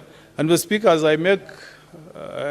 I move this motion, Mr. Speaker, I'm moving this motion with the hope that we are not going to agree with the resolution of the National Assembly that is setting the equitable share at 405 billion. Mr. Speaker, I believe that our revenue collection has gone up, Mr. Speaker, and we want our brothers and sisters in the National Assembly to support us, Mr. Speaker, so that we are able to support our devolved units. Two, and I'm saying this very candidly, Mr. Speaker, because we always know when there is interference. I want to thank the President, our current President, Dr. William Ruto, for having given this House the independence to deal with this matter without any intimidation from the executive. Because, Mr. Speaker, the problem we had last time is that the executive tried to micromanage us senators, Mr. Speaker. So I appeal to the executive to keep that spirit so that we as senators can deal with this matter as senators who carry along the interests of all the 47 devolved units. But having said that, we also know, Mr. Speaker, that when we had a stalemate last time, it took an act of statesmanship from two great individuals, President Uhuru Kenyatta and former Prime Minister Raila Odinga. Senator Wambua will bear me witness that the compromise that we reached on the floor, Mr. Speaker, included a commitment from the executive that they were going to give us an additional allocation of 53.5 billion shillings. We got that increase on one financial year. Pop! 53.5 billion. So, Mr. Speaker, this debate we are having from National Assembly saying that we cannot increase revenue, the equitable share from 387 to 465 is what our Chief Justice will call hot hair, because it has been done before and it can be done, Mr. Speaker. So I hope that our brothers and sisters who will represent us in mediation will push to ensure that we get an allocation of 465 billion. So, Speaker, when you break down the amount that we have proposed to increase, it's merely by deleting the figure 2 billion that had graciously been allocated to these counties by the Committee of Finance and substitute 2 billion with 4.6 billion. So we are just increasing it by 2.6 billion. And after this amendment, if Honorable Senators support, if this amendment carries the day, the position remains as it is currently. There is no county that is going to be disadvantaged in any way. But we would have supported the 11 counties, each to get a small increase of 400 million. And I want to agree with the submissions that were made by Senator of Nairobi, Mr. Speaker, that this increase, Mr. Speaker, should be sector-specific allocation. We don't want to give this money to our counties, Mr. Speaker, and then we find that the absorption is to employ relatives or friends of our governors, Mr. Speaker. If we give this money to these 11 counties, it should be for sector-specific allocations, Mr. Speaker, so that the money is used to spur development, Mr. Speaker. If Governor Oparanya is doing a tarmac road from Kakamega to Vihiga, if we give this money to the governor for Vihiga, Honorable Otichlo, he should also do a tarmac, because that is the intention of this. This is an affirmative action initiative, Mr. Speaker, so that the big counties don't move alone, Mr. Speaker. If we want to connect these counties to do business, if Kakamega is doing a tarmac, let Vihiga do it, and let Nyamira do the same, Mr. Speaker. And I'm happy to report, Mr. Speaker, for comfort of this House, that the wars we have been seeing in Nyamira, because people may ask, if this money goes to Nyamira, which county assembly will appropriate the money? Is it the one called Mashinani, or it's the one that sits in the county headquarters? The Speaker, if you follow news, you must have read in the Standard newspaper of today that yesterday, Mr. Speaker, the High Court sitting in Bomet made a landmark decision, and it nullified everything doing with Bunge Mashinani in Nyamira. So I want to give my senators who will support this quest that the money that you will send to Nyamira will be appropriated by one county assembly sitting at the gazetted county assembly premises in Nyamira, and not the one you have been seeing sitting in people's residences. I want to give that undertaking, Mr. Speaker, and I hope my governor is watching these proceedings. We don't want that shame, that embarrassment.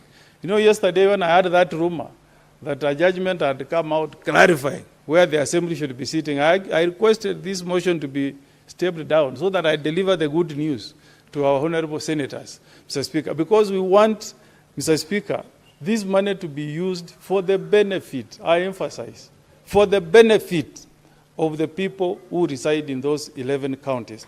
In fact, Mr. Speaker, we were proposing that if we are able to get this money for these 11 counties, we should have something we call action taken report. We must tie them to report back to us how they have used this money, Mr. Speaker. Because the fear amongst us is to give money to our counties and then the money goes to the pockets of a few people and not for the benefit of people who reside in those counties. As I head towards concluding, Mr. Speaker, I want to also tell the senators that the people who enacted the 2011 Constitution had a lot of faith and trust in us elected parliamentarians. You know, Mr. Speaker, in India, when revenue is being shared between states and the union, the recommendation of the Finance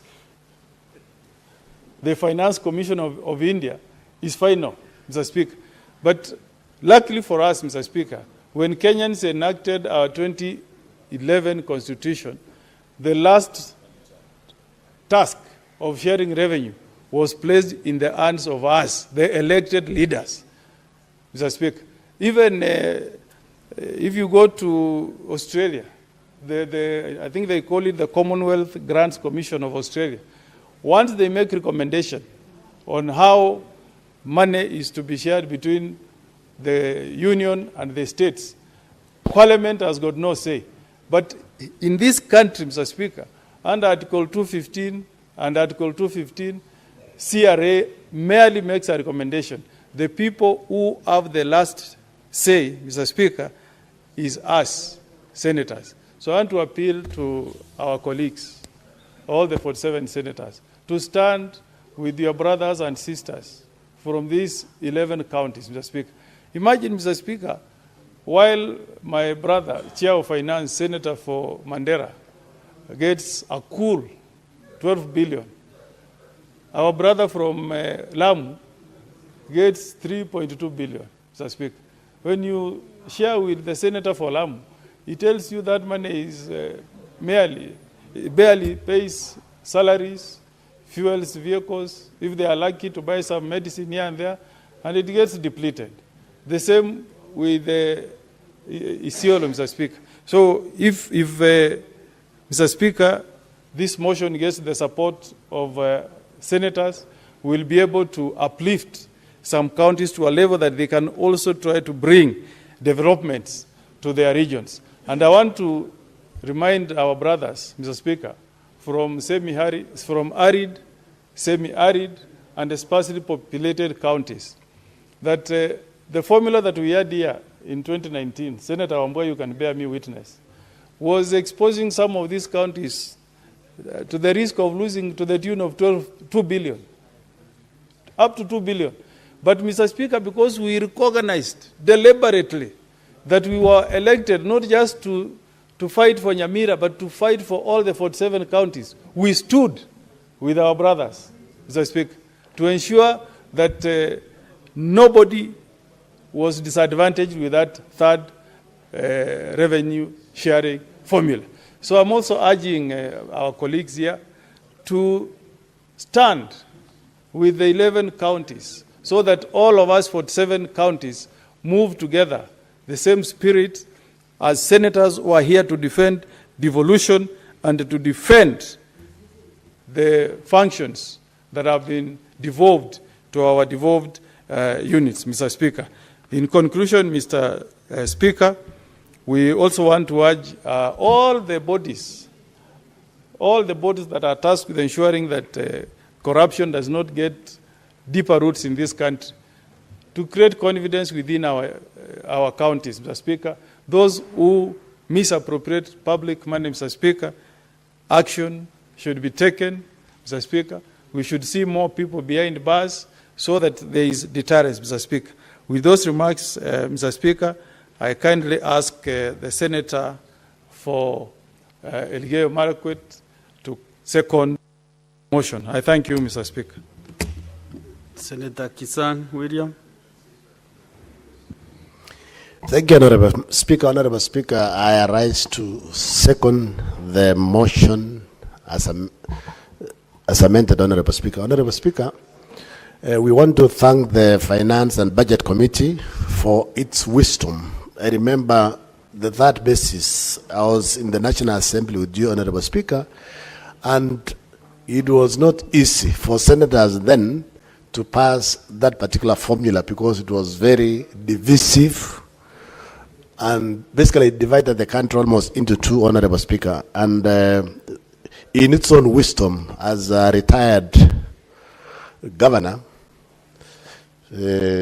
Senator Ali Roba came with a lot of wisdom to the Committee of Finance and Budget and sat, convinced his members, and also listened to the governors from the 11 marginalized counties and listened to us as senators. And this particular proposal to give 4.6 billion to the 11 counties is a good compromise, basically to assist the 11 counties to get some resources to do some development, Honorable Speaker. In fact, Honorable Speaker, we are saying, as Senator Mgena has said, we need also to ensure when the House approves, we need to ring fence to ensure that the governors don't continue employing their relatives, continue spending these as recurrent, Honorable Speaker, so that at least the 11 counties will have a minimum of the 405 million, Honorable Speaker, that has been proposed to do something meaningful, Honorable Speaker. Honorable Speaker, Elgeyo Marakwet County, we have about 20 wards. And I was saying, if each financial year we take, say, 10 of our 20 wards, they are located 40 million, Honorable Speaker, they can do something good, reasonable in each of the wards. Because what touches the mwananchi on the ground, Honorable Speaker, is especially health. And if you go across the country, sometimes 2-3 weeks ago, Honorable Speaker, we went to Kilifi, we went to Mombasa and Kwale, and it is pathetic. In fact, the only count out of the 3 that we visited, Honorable Speaker, was Kilifi. Kilifi is the only one that had a good system working. They have a very good pharmacy system working, and they have, the people are doing well. But the other 2 was, I don't know what to say, Honorable Speaker. So, Honorable Speaker, we are asking our colleagues, begging our colleagues to help us. This is the time to stand with your brothers and sisters in these particular 11 counties, Honorable Speaker, so that devolution makes sense for these 11 counties, Honorable Speaker. I said sometimes early this week, Honorable Speaker, that these particular 11 counties, there is nothing that they've been doing much that you can see. You can go and visit these particular counties. You will not see anything. In fact, I was telling Senator Wambua, when you go to Machakos, you'll see a big building. You'll see tarmac. Kakamega, the CS of Baranya, when he was the governor for Kakamega, he did about 20 or 30 kilometers of tarmac. Even Viga, even Maraming is a problem because those resources are not there. That is why, Honorable Speaker, we will still insist, even as this House, the 10 billion for RLMF also should go to the counties and be ring-fenced, Honorable Speaker, so that as we give this additional 405 million to the 11 counties, the 10 million of RLMF also should go to the counties so that they can do roads, Honorable Speaker. Honorable Speaker, we are just asking, please support us, support our counties, so that we can actually even actualize, because if you look at Article 203, Honorable Speaker, Section 1, but G, Honorable Speaker, there is economic disparities within and among counties, and the need to remedy them. This affirmative action of 405 million to the 11 counties, Honorable Speaker, will basically sort out this Section 203, Article 203, Section 1, but G, Honorable Speaker, so that at least we remedy the economic activities of these particular 11 counties, Honorable Speaker. And as a Senate, we also will not agree with the position that the National Assembly has taken, that our counties get 405 billion. So I remember sometimes last year when we were discussing these issues, we had given a proposal of 415 billion to the counties, and then it was reduced to 380, and eventually there was a compromise of 387 billion, Honorable Speaker. And now they want to move it marginally by about 17 billion to 405. Let us be firm, Honorable Senators, and stand with the 465 billion, so that our counties, all the counties will move to 6 billion. And then eventually, Honorable Speaker, we also want to urge our colleagues in National Assembly. This particular revenue that will be shared between, from 2025, 2026, Honorable Speaker, is based on audited report of Auditor General for 2020, 2021. Why can National Assembly Public Accounts Committee, Honorable Speaker, fast track looking at this report, so that we should be only a year behind? And if we are a year behind, we will not be crying about additional resources, because we'll be basing the revenue on the most recent, Honorable Speaker. Because if you check, the national government budget that will be read next week is 4-point-something trillion. And counties are getting 4 billion. If you calculate, it's less than 10%. And we are supposed to be getting basically minimum of 15%. So, Honorable Speaker, I beg to second and ask our colleagues, please sympathize with us, empathize with us, so that we may at least slowly develop our small and marginalized counties. I second, Honorable Speaker.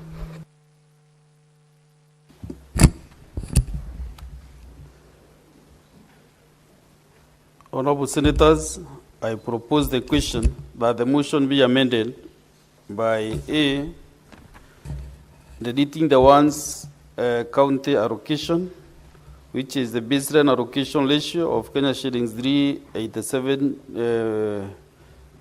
billion 425 plus Kenya shillings 2 billion, shared equal among the identified 11 counties, plus 45% on population index, plus 35% on equal share index, plus 0.12% on poverty index, plus 8% on geographical size index. Additional county equitable share above Kenya shillings 389.425 billion, appearing after the ones as follows, and substituting therefore with the following ones. And B, county allocation equals baseline allocation ratio of Kenya shillings 387.425 billion plus Kenya shillings 4.46 billion shared equally among the identified 11 counties, plus 45% on population index, plus that 5% equal share index, plus 12% poverty index, plus 8% geographical size index. Additional county equitable share above Kenya shillings 391.89 billion.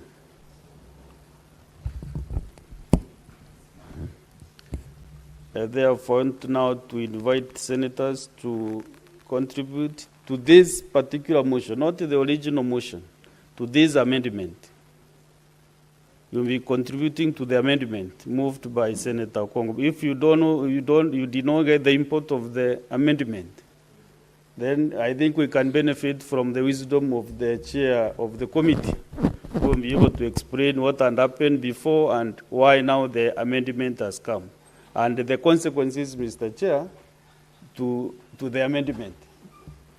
So I'll invite the chair, Senator Bahari Ibrahim. Thank you very much, Mr. Speaker. The wisdom behind having a less controversial formula of sharing revenue amongst counties this time is informed by what preceded in the third Senate, where there was a lot of controversy on the third basis of revenue sharing, which was as a result of a substantive number of counties losing. And there was no amount of force from the state that was able to sway the position the senators took to be able to carry the entire country along. Mr. Speaker, as I rise to support the concept of carrying everybody along, and particularly these 9 counties that are receiving less money, and these 11 counties that are receiving less money, in the wisdom of the committee initially, we proposed 2 billion shilling to be shared equally among the 11 counties, with the, inside of the fact that division of revenue as passed in the current financial year, the original division of revenue stood at 400 billion.01. And the division of revenue bill as passed by the National Assembly now stands at 405. The division of revenue as passed by the Senate is 465, and we're heading for mediation. And it's important to reflect on the result of past mediation in terms of how much more money we were able to get. Honorable Speaker, one mediation chaired by yourself was only able to get very little amount in terms of increase in shareable revenue for counties. And the last one that we mediated, we were able to only negotiate from 385 to 387.425, which was only 2 billion, literally, in terms of an increase from the mediation. The only word of caution I want to throw in, so that we debate in the context of other realities that are beyond our control, such as the result that may come out of the mediation that has no guarantee. While we will push as hard as possible as senators to be able to get more money for shareable revenue to county governments, informed by the fact that the last meaningful increase on shareable revenue from the government was in 2020-2021. And now the cumulative increase since then is about 70 billion. We feel that maybe considering there is a new formula, it's the high time for us to push to get a little bit more. But then those are expectations. The reality now is that the current shareable revenue is at 387.425. What was originally proposed in the DORA that was amended because of the circumstances surrounding the finance bill brought it down, from 400.01 to 387. And now National Assembly has proposed 405. In real sense, the increase on shareable revenue is just from 400 billion to 405. Now, what is proposed in this amendment is to get 4.6 billion to 11 counties, meaning if we hit the reality of hitting dead end on the negotiation or mediation between us, and that reality based on other past events takes us to the position of 405, then it means the entire shareable revenue that will have increased from 400 to 405 would have been shared between the 11 counties, and the other 36 may not have any much gain from the current shareable revenue increase. As I would like to caution my colleagues, the honorable senators, to be cognizant of this reality. The most ideal position was to share what is feasible now and be able to look at amending what we needed to do at a time we would have realized a lot later. Mr. Speaker, these 11 counties have a challenge, and the proposal to carry them along is very noble. They need to be considered. On that principle, I believe with conviction the entire Senate is 100% on board. The degree of consideration, though, must be informed by the realities of what we can achieve from shareable revenue after mediation.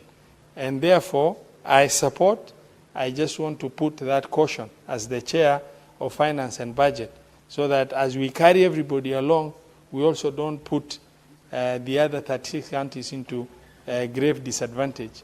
Mr. Speaker, I submit. Thank you.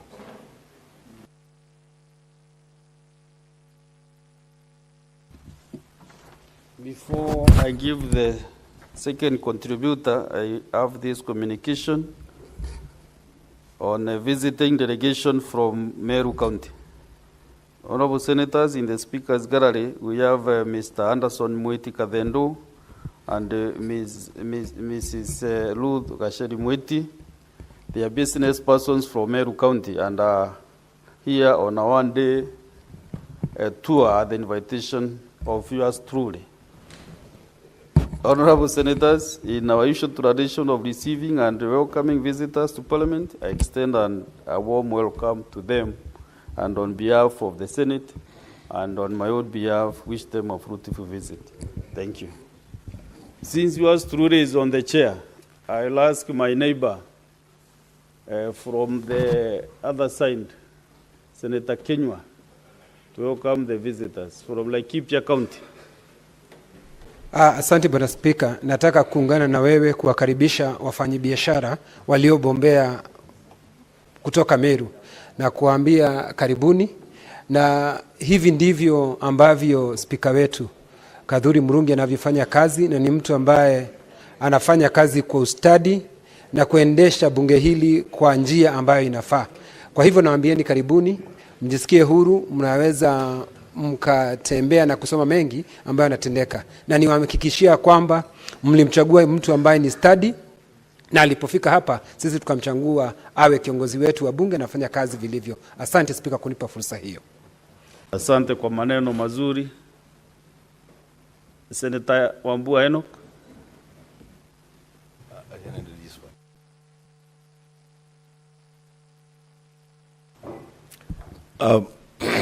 Thank you, Mr. Speaker. Mr. Speaker, I would have expected that you will ask me to welcome the delegation from Meru. I am more of a neighbor to Meru than Laikipia, but Mr. Speaker, that is now water under the bridge.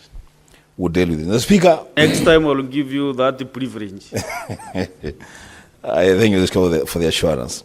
Mr. Speaker, I stand here to make comments on the proposed amendment to the motion by the Committee on Budget. And Mr. Speaker, just a little history will help us make the right decision on this matter. In the basis that we are concluding, the Speaker, the formula, the bone of contention then was that the Senate was faced with the challenge of an existential threat to a county.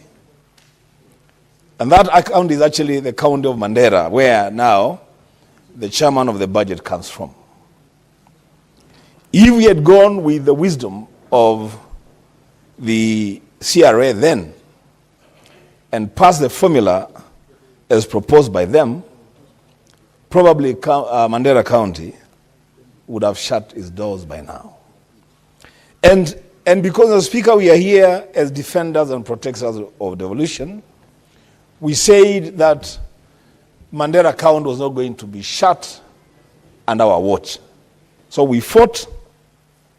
And the solution, Mr. Speaker, and I want to take this opportunity to thank the majority leader, because that time, Mr. Speaker, his county and the county of Elgeyo Marakwet, then represented by Kipchumba Murkomen, they were gaining quite substantially.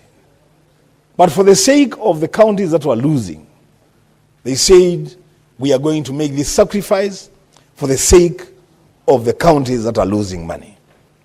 Mr. Speaker, that's a context within which we are discussing this proposal. Senator Nyamira has done a good job to move the amendment. Mr. Speaker, the only challenge that I have with the request put forward to us by the 11 small counties is that whereas the concept of affirmative action is contemplated under the Constitution in formulating a formula for sharing revenue under 203, where we can apply affirmative action to take care of counties that are disadvantaged. The Speaker, I want to be convinced, and I want the 11 counties to convince us, because that's what we are doing here, that this additional money that they're asking for is money that will go to good use. The Speaker, I say that because the Senator of Nyamira, while moving the motion, the amendment, has just mentioned to us that a ruling has been made in Nyamira that the so-called mashinani sittings have now been abolished by the courts. Mr. Speaker, we expect that the Senator of Nyamira will report to us next week that the County Assembly of Nyamira will now be sitting in the gazetted premises of the Assembly, and that they will be appropriating money for the county government under the law and the Constitution. When I listened to Senator from Elgeyo Marakwet, I'm not very convinced about what he's asking for, Mr. Speaker. I'll be very honest. Because the Senator is telling us we should have mercy on them, have mercy on us. Mr. Speaker, this must go beyond us just having mercy on counties. We must be convinced that this money that you're asking for is money that will be allocated to do certain things that are beneficial to the people in those counties. Why do I say that, Mr. Speaker, Madam Speaker? I say that, Mr. Speaker, Madam Speaker, because the request put forward to us in this amendment is to allocate 4.6 billion Kenya shillings to 11 counties that, in the opinion of the senators from those counties, are disadvantaged. Now, we have just listened to the submission from the Budget Committee. Then, Madam Speaker, going by reality, the growth in revenue to counties is realistically just maybe 5 billion, considering what we passed in the last financial year. So out of this 5 billion, what Senator Nyamira and his colleagues are asking us to do is, out of the 5 billion, then 4.6 goes to be shared among the 11 counties. And then the rest of us, we share 500 million. As we can know, there's a window.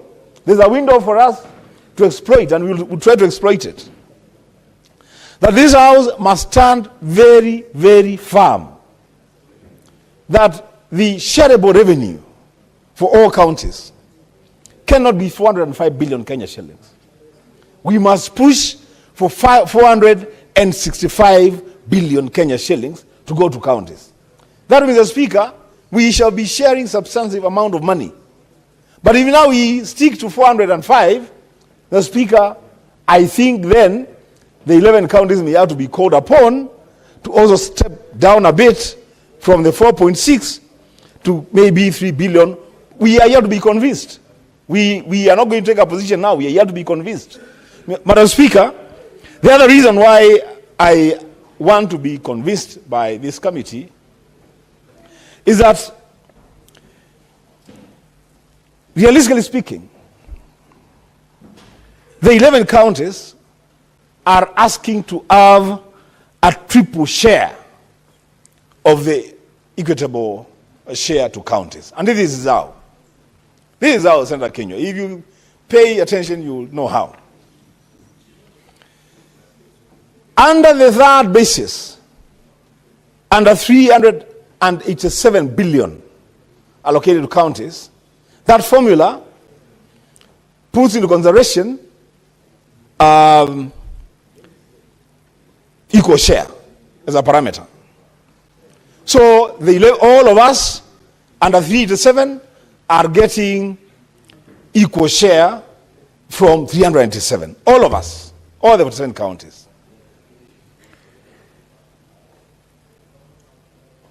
Under the proposal brought to us by the committee, the 35% parameter, equal share, applies equally to all the 47. That's the second bite. So you're getting the first bite at 387. You are getting the second bite at the proposal is brought to us by the committee. And then you are also proposing an affirmative action of 4.6 billion, where that is not exclusive to the 11 counties. So basically you are saying the 11 counties should get equal share allocation 3 times in one formula. I'm not saying there's something wrong with it. I'm just saying we need to be convinced that this is the direction that we want to take. Lastly, Madam Speaker,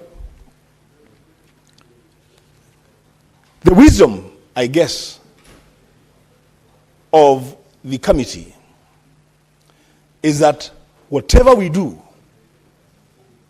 no county should lose any money. At least let's begin from there. That whatever it is that we do, there is no county that should lose any money. And the committee had proposed 2 billion Kenya shillings as affirmative action for 11 counties. If we push, and I'm told, Madam Speaker, I have not confirmed, but I am told that my name was seen somewhere, the member of the mediation committee. If those of us who will sit in the mediation committee are able to push for at least 450 billion to counties, then 4.6 billion is money that can really go on to counties as affirmative action for the 11 counties. But, Madam Speaker, I want to conclude by saying this. The solution to the impasse that we had in the previous debate on the third basis was not a discussion and a debate on this floor about what formula we are going to use, but it was the amount of money that we are going to be sharing.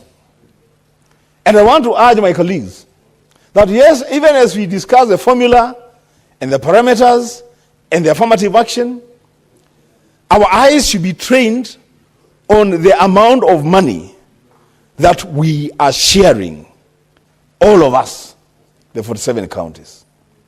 Madam Speaker, it must be unacceptable to all of us that the National Assembly, in their wisdom, think that, or lack of it, as Senator Mungatana say, think that out of a 4 trillion budget, the best that you can do for counties is slightly above 400 billion. Madam Speaker, we must reject that move by the National Assembly and reject it loudly, not quietly, in every space available to us. We must reject that move by the National Assembly. I don't know what it is that the National Assembly urged against devolution. I don't know what it is, Madam Speaker. You know, these leaders behave as though they are residents in counties who belong to governors and senators, and then other residents in the same county who belong to members of the National Assembly. It's a very funny thinking, Madam Speaker, that we are fighting for the same people. We are fighting to devolve resources to the same people. And I said here the other day, Madam Speaker, and I want to repeat, that the constitutional provision that at least 15% of the money should go to counties, 15% is the lower limit. In fact, there is no lower limit for the money that should be going to the national government. So we could as well even take 85% of money to counties and 15% to the national government. That's what it is. We should not look at 15% as no, that is the upper limit. You know, once they get 15%, we are being told whatever you do, don't give less than 15% of monies to county governments. Madam Speaker, with those remarks, I will sit and wait to be persuaded by the 11 counties, but I stand on the principle that every county in this country must benefit equitably from the formula that we are going to agree on. Madam Speaker, I submit. Majority Leader.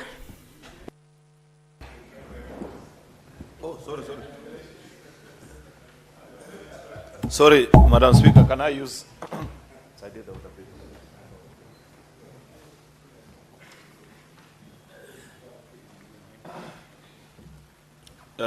Thank you, Madam Speaker, for this chance to share my thoughts also on this amended version of the motion before us, because I do appreciate, Madam Speaker, that we had a motion that was moving on very well. Then 11 of our colleagues caucused without the rest of us, and now wants to convince us to side with them. Madam Speaker, there's nothing wrong with caucusing, because this is a house of reason, and you convince each other by logic and good sense. And so from the very onset, Madam Speaker, without committing fully, but like a young man, still willing to listen to as many damsels as possible, I want to say that I am willing to be persuaded. I don't know why Senator Kajwang and Senator Kinyua and Wambua are laughing. I know they have misinterpreted my pronouncements, Madam Speaker, to mean other things or to interpret their own stuff. But I must appreciate that, like somebody observed, I think to Senator Kajwang yesterday, that this is one of our most solemn moments as a Senate. It is one of those moments which any senator, by the way, who never gets to record their voice on this matter is not worth even being elected to this House. Madam Speaker, I have my notes from the second generation formula, still very new in this House. I have my notes of what I said in the third formula, and today I can speak off the top of my head on the fourth generation formula, because there is no other powers. You know, this constitution is very mean to the Senate. I have said this before. But at least with regards to the determination of how shareable revenue to counties is shared out amongst the 47, we were granted the superpower. Not even the National Assembly has the kind of power that Senate has. In fact, such is the provision, Madam Speaker, that this is the only occasion where they will require actually two-thirds to overturn any decision of this House. And you know how many times, Madam Speaker, that House has raised that threshold. In fact, I cannot recall any other time, save for the time that we needed to chase a very bad man in this country, Madam Speaker, and they successfully did it. On any other occasion, even on moments where they could actually have self-benefited. They couldn't raise those numbers. I recall the amendment, for example, by the former member of parliament. What's your point of order, Senator Kyo? Madam Speaker, I have heard Senator for Kericho, the majority leader, saying that the only time that the National Assembly raised a quorum of 2/3 is when they needed to chase a very bad man. I don't know, chase him out of where to where and who this bad man is. Madam Speaker, can you clarify that? Senator Majority Leader, can you substantiate Madam your Speaker, allegations? I've just come back from Kitui County, his home county, this morning. I was in Kitui East. Order, Senator Kyo. Now, can you listen to the substantiation? A place called, I think, Nzesu or something like that. Zombe, thank you for reminding me. And when I asked the people whether we made the right decision, they unilaterally told me that it was the right decision to kick out Rigathi Gachagua out of the position of Deputy President because his conduct was unbecoming. That was in Kitui where Senator Wambua comes from, not any other part of the country. So if Senator Wambua needed to know who that bad man was, I have told him. So back... Proceed, Senator ML. Thank you, Madam Speaker. Madam Speaker, I don't know what Senator Wambua wants to say. If he wants to do a public participation on whether that decision was right, he should go back to the same people that I asked this morning. Senator Kinyua, what is your point of order?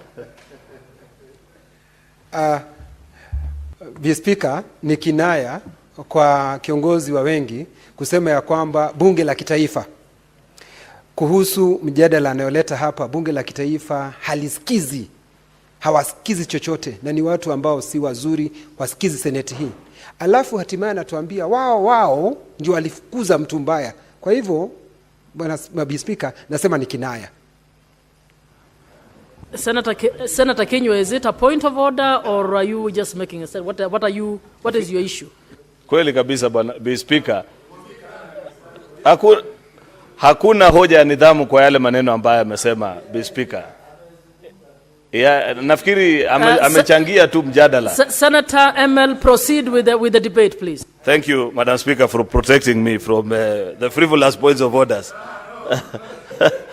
from my colleagues who don't want me to engage in this debate, Madam Speaker. But I'll tread with caution now so that I don't get interrupted while executing a very important mandate. I appreciate that Senator Okongo Mogeni, Senator Kisang have taken to the floor this early to convince the House, and I've listened to them. I listened to Senator Mogeni, and even when I was having tea while Senator Kisang was speaking, the reason I had tea, Senator Wambua, is that I was not served any ndengu in Kitui.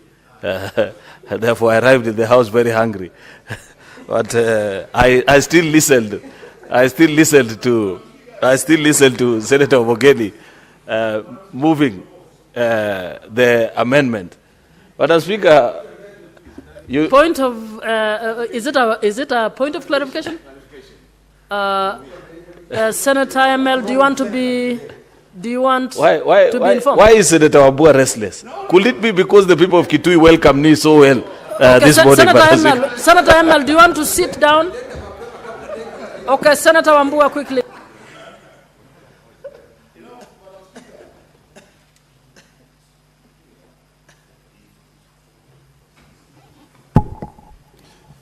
You know, Madam Speaker, I would have wanted to let the majority leader to just get away with this. But for a second time, he has said he was in Kitui. Madam Speaker, the tradition in this House, and he is the originator of that tradition, we don't go to senators' counties without, one, informing them, and secondly, them accompanying us. Madam Speaker, is he breaking a tradition that he himself has set? If he had gone with me, definitely, he would have been served some dengue. But he went now, I don't know who he went with, what he was even doing in Kitui without my presence, Madam Speaker. Can you tell us why he sneaked into Kitui, Madam Speaker? Senator Wambua, the Speaker is constrained to rule on customs that are not in the standing order. But ML has heard, and I hope behind the tent, ML will do what is necessary. Thank you, Madam Speaker, for protecting me once again this afternoon, Madam Speaker. But I had a very good time in Kitui. That's all I wish to say at this point. Therefore, Madam Speaker, this amendment, the amendment that is being canvassed by our colleagues, I'll speak to it at the end of my conversation, but I first want to focus on the importance of this exercise that we are doing. It should never be lost on us, Madam Speaker, that it is without debate in our country that devolution is the greatest gift the people of Kenya ever bequeathed themselves after independence. And in the same constitution, the 2010 constitution, Madam Speaker, Senate was granted the powers to protect and ensure that we defend counties and their interests. That's a correct wording as per the constitution. So every business that we transact in this house, Madam Speaker, should always be anchored on that founding philosophy of the House of the Senators per Article 96, to appreciate and to know, Madam Speaker, that everything that we do fosters devolution and ensures that it succeeds. Madam Speaker, it is not possible. A second thing that I'd wish senators to note, and perhaps to the pleasing of Senator Osotsi, Kisang, Omogeni, my colleagues, it is not possible for devolution as a whole to succeed in certain corners of a country while failing in others. And this has nothing to do with the people that you vote as a county governor. It's about how strong we entrench devolution. It's about the amount of resources that we send to our counties, Madam Speaker, and it is foolhardy to imagine that it is possible for one county to thrive while the rest is actually faltering. Many of the services that are provided by our counties, for example, Madam Speaker, are actually so basic that on many occasions they are shared across county. Think about health, for example. Many times, Senator Omogeni knows this. When I go to Kapkatet Hospital in Bureti sub-county in my county, nearly half the people that I meet are actually from Nyamira County. Or if not 40%, then there's another 30 from Bomet County and another 30 from Kericho County, Madam Speaker. Therefore, it is not possible to believe that when you disadvantage other counties, that your own county will thrive, Madam Speaker. We should always try to seek and ensure that we make all our 47 devolved units successful, Madam Speaker, so that it becomes even a case study for the other to challenge one another and to know what exactly is happening and what is it that one county is doing better than the other. I have my own mini devolution conference in my county tomorrow, for example, Madam Speaker, where we are taking stock of 12 years of devolution and seeing what it is that has worked and where we have gotten it wrong, Madam Speaker, as a county, with a view to making things better in the next 12.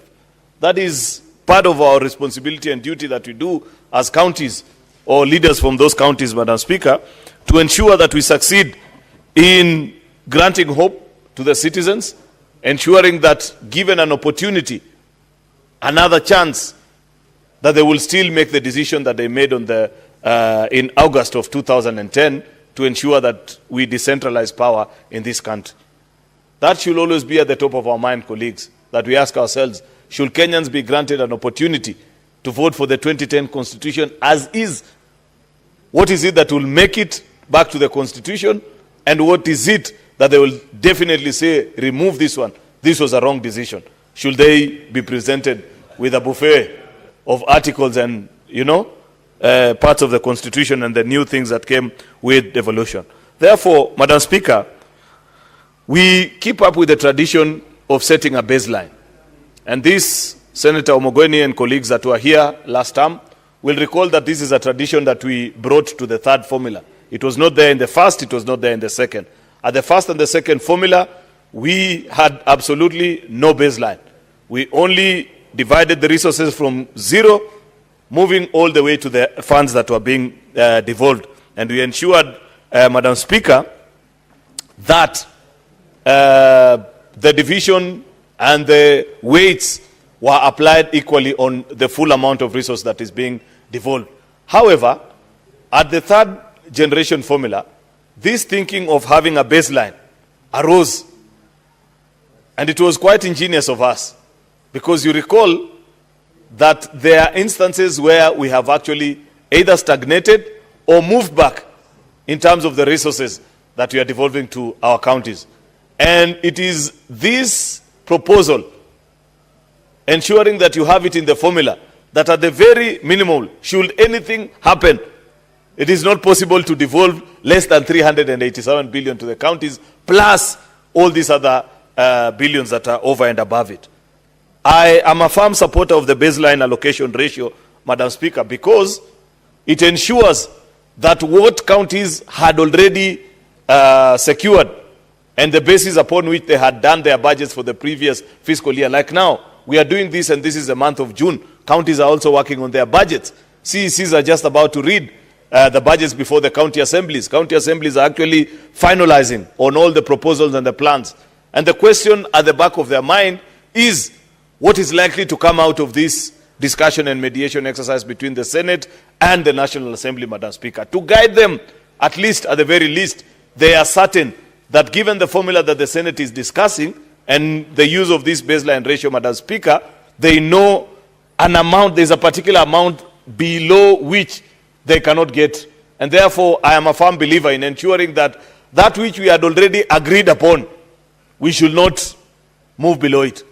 And even those of us, or those that will be in this house, Madam Speaker, when Senate considers the 5th and the 6th and the 7th generation formula, I hope they keep with this tradition, Madam Speaker. When they read the notes and the Hansard of the thoughts that went into the deliberation of the 2nd, the 3rd, or the 4th formula, Madam Speaker, they'll appreciate the wisdom of colleagues that came ahead of them and ensure that we always lock that which had already been agreed. Therefore, on the committee's decision to keep up with the tradition that was set in this house in the 3rd generation formula of ensuring that we have the baseline allocation ratio as part and parcel of our formula, Madam Speaker, I applaud the committee.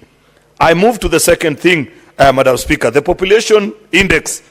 And we are using the 2019 population survey. I think I had somebody, I don't know if it was Senator Sifuna or who, yesterday make a comment that what is going to happen to parts of that particular exercise that has been challenged in our courts of law, Madam Speaker. I guess that is for others to determine and other competent institutions.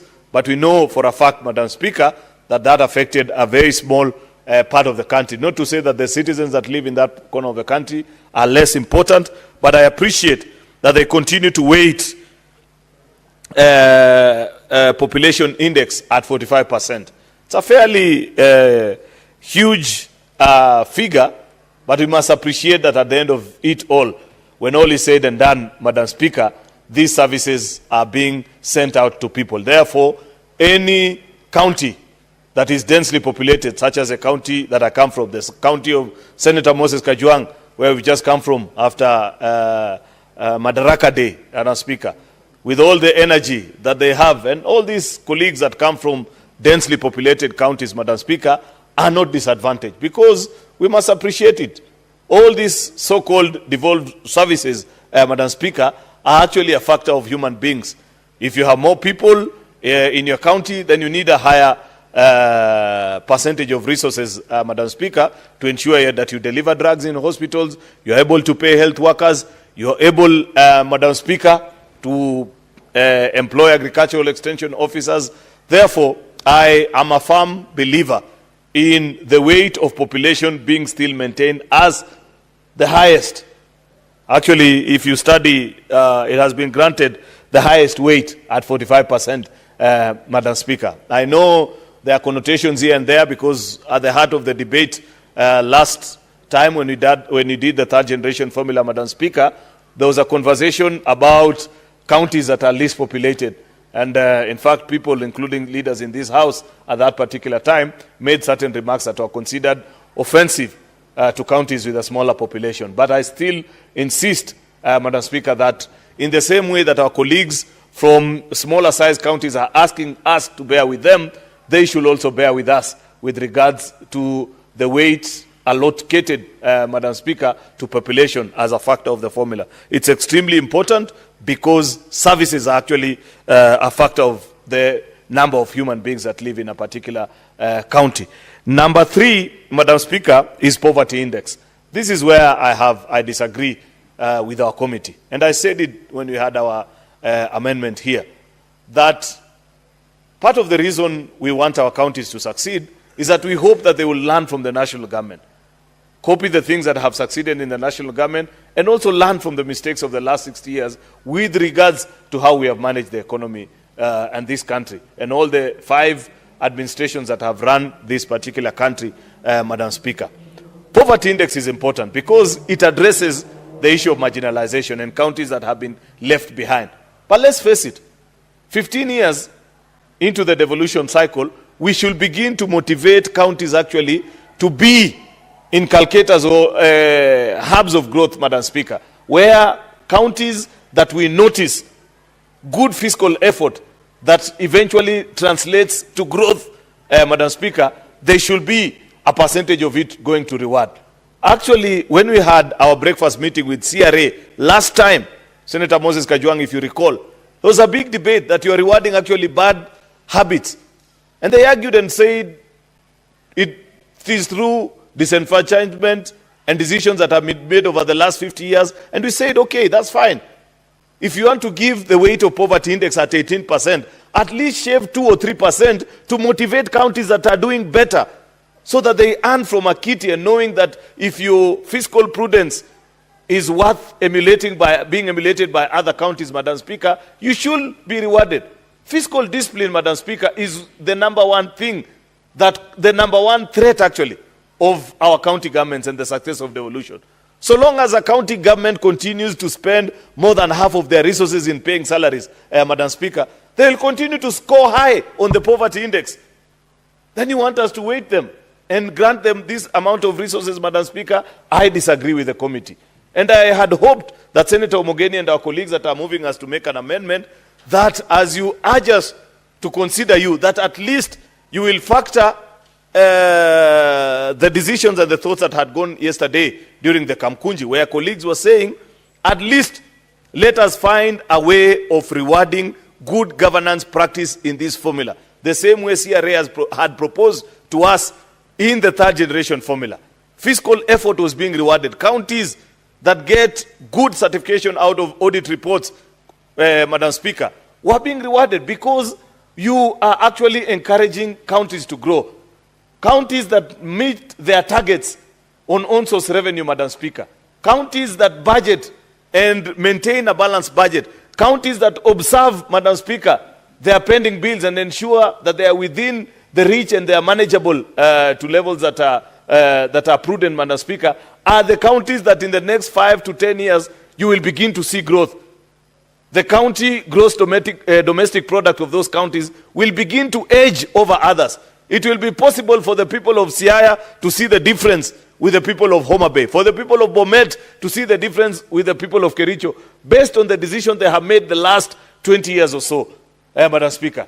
If we don't motivate our counties and set the criteria upon which, Madam Speaker, we reward county governments that perform better, then we are being unfair to the country, Madam Speaker. That is a mistake that was made.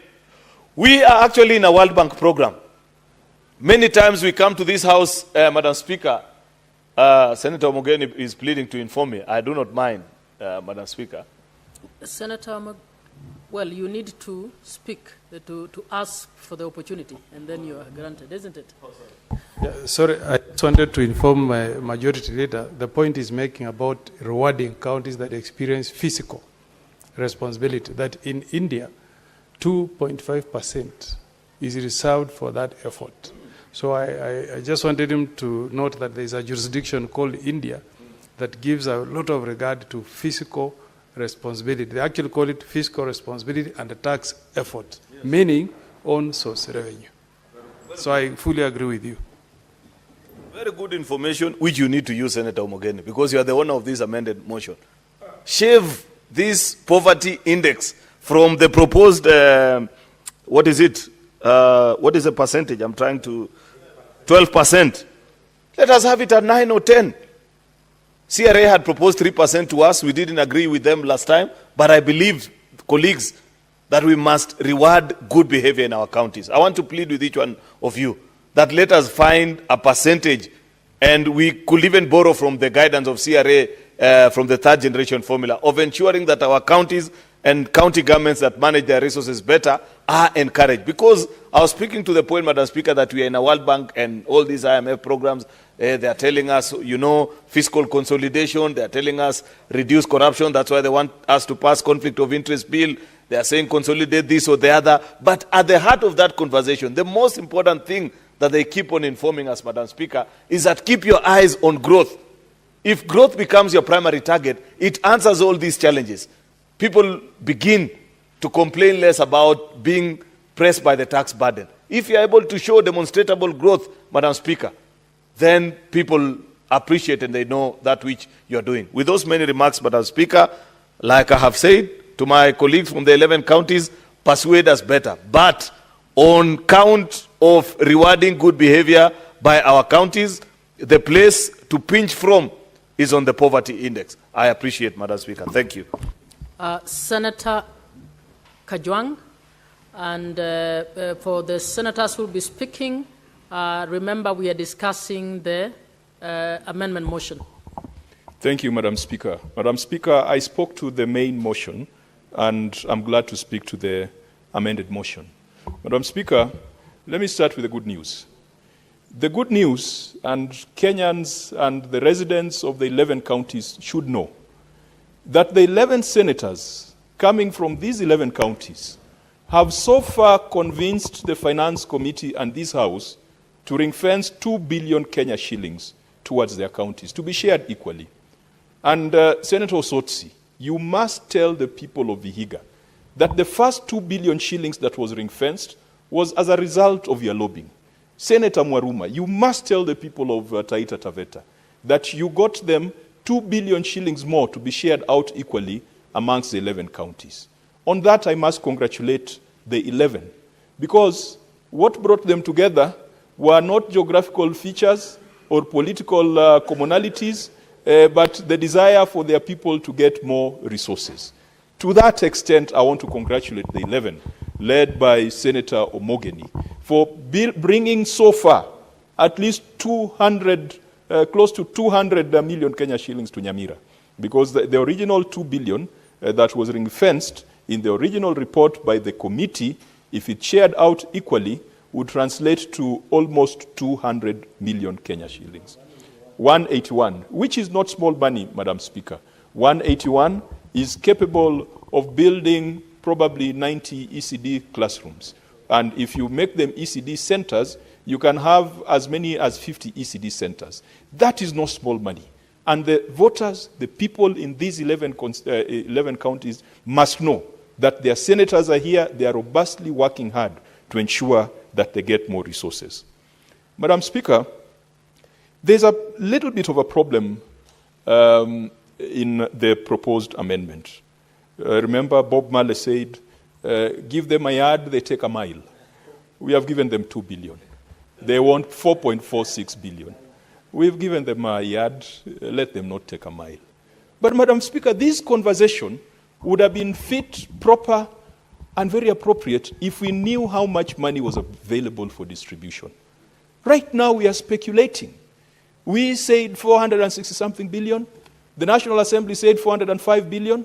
The political class says 450 billion. Madam Speaker, last night, governors were in State House, all of them, including those who failed to appear before committees. Some of them said they were sick, and we saw them at State House. We shall deal with them. We shall find them. We shall use images of State House to put them in their place. But they were at State House. They discussed a lot of things. But when you get information, the president was telling them about the limited fiscal space. The president was doing a soft launch on 405 billion. Madam Speaker, we'll be here fighting as a Senate for 450 billion, but our principal customers, who are the governors, have already been softened to accept 405 billion. Madam Speaker, this is a house where no one can take me to court for what I say here. The argument is as follows. You see, we in the broad-based wing of ODM are saying 450 billion, nothing less. And so the calculation is simple. 405 billion in DORA, and then increase conditional grants to 45 billion, you have 450 billion. My deputy party leader will not reject that one, because we said 450 billion to counties. It can go as equitable share. It can go as conditional grants. Ladies and gentlemen, this debate, if this formula does not sit on the critical path of DORA, I want to encourage the leadership and the gallant 11 and the finance committee. Let us shelve this debate. We see how much money we have. And then we have these clever arguments when we know what is on the table. Madam Speaker, if we have 405 billion on the table, then 4.46 billion is taking a mile from a yard. If we had 450 billion, then we don't even need to ring fence, because automatically all of us are going to benefit. It would be like a rising tide that lifts all boats. Everyone is going to get more than 6 billion Kenya shillings. Madam Speaker, I believe this is a premature debate, and if we are going to commit ourselves today, then even us from the other 36 counties will be asked why we were not as gluttonous as Senator Maruma, why we didn't fight for our counties to get more. But for our counties to get more, it means other counties are getting less. And that is not the concept of equity that this House is out to advance. Madam Speaker, now that the debate is with us, and I've said it would have been neater to first conclude DORA, but allow me to say the following. The money that goes to counties is not just the equitable share that we appropriate or we approve through DORA. We also have the additional allocations that we send to counties. And Madam Speaker, what we must fight for as a House is realization of the constitutional rights and entitlements of local communities and counties, for example, Kwale and Taita Taveta. Mineral royalties. Kwale was supposed to get close to 1.7 billion, or maybe 1.2 billion Kenya shillings from mineral royalties. Every Kenyan knows that base titanium has been digging titanium from Kwale and sending to China or to other markets or to Australia, wherever it is. Kwale has never received a cent out of mineral royalties. Taita Taveta, Madam Speaker, has a lot of critical minerals in the soil. We should be pushing for realization of that revenue rather than fighting over whether to ring-fence 2 billion or 4 billion. Madam Speaker, we should also be looking at on-source revenue. One of my best counties in terms of fiscal responsibility is a county represented by Senator Kinyua. And Madam Speaker, out of Laikipia, we have seen some good success stories. I hope it will be sustainable. And I hope when Governor Kinyua takes over, he will sustain the momentum that past governors have put in place. Laikipia has an on-source revenue of 1 billion Kenya shillings. 1 billion Kenya shillings. And they're calling themselves a small county. Why are you calling yourself a small county if you can generate 1 billion Kenya shillings in on-source revenue a year?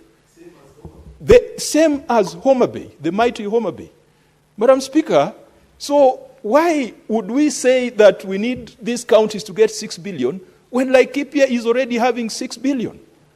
One of the most creative proposals that came to this House was a proposal for an infrastructure bond that was brought by Laikipia. They had figured out the projects they wanted to do, they knew how much it was going to cost, and they knew how they were going to finance it, because they had on-source revenue of about 1 billion. So they could focus in the future that given 4 or 5 years, they could go to the markets and borrow 5 billion or 10 billion Kenya shillings, and they knew how they were going to repay it. Those are the avenues we should be encouraging these counties to pursue. Madam Speaker, I feel very pained on behalf of Senator Omogeni. Already he has convinced us to ring-fence 2 billion. Already. 187 million is going to Nyamira. Whether they have 2 assemblies or 3 assemblies. Already he has convinced us. Whether the governor has a degree or not. Already he has convinced us. Whether the governor is doing a good job or not. Already he has convinced us. But Senator Omogeni, I would be very hesitant to give you a further 200 million shillings. For it to be spent by 2 assemblies, some sitting under a tree and another one sitting in somebody's residence. Madam Speaker, I will not accept. Senator ML, what's your point of order? Nyamira is my neighboring county, just same as Homa Bay. We share a border. Therefore, allow me to speak on their behalf when their senator is faced with a difficult situation of retorting back to Senator Kajwang and therefore push him further away from his amendment and defending the rights of the people of Nyamira. Is it in order, Madam Speaker, for my good friend Senator Kajwang to disparage actually the entire people of Nyamira based on their conduct of some of their leaders? We have been in this house, Madam Speaker, when there have been bad habits, including from Izoma Bay County. They used to have a governor who, when it came for time to appear before PAC, Madam Speaker, he will put on some specs and says he's not seeing the figures well.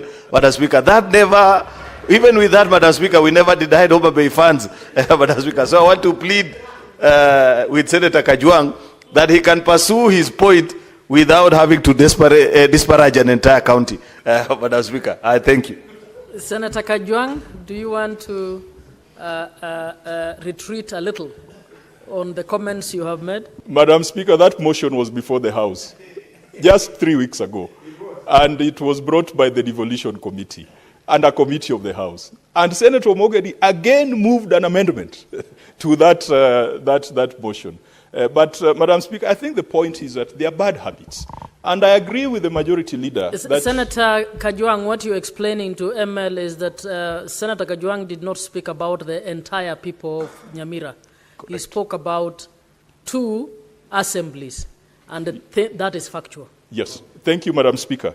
Because the interest of counties and their government is sometimes different from the interest of their governors or the interest of their leaders. And our job as a Senate is to defend the interests of counties and their governments rather than the interests of their governors.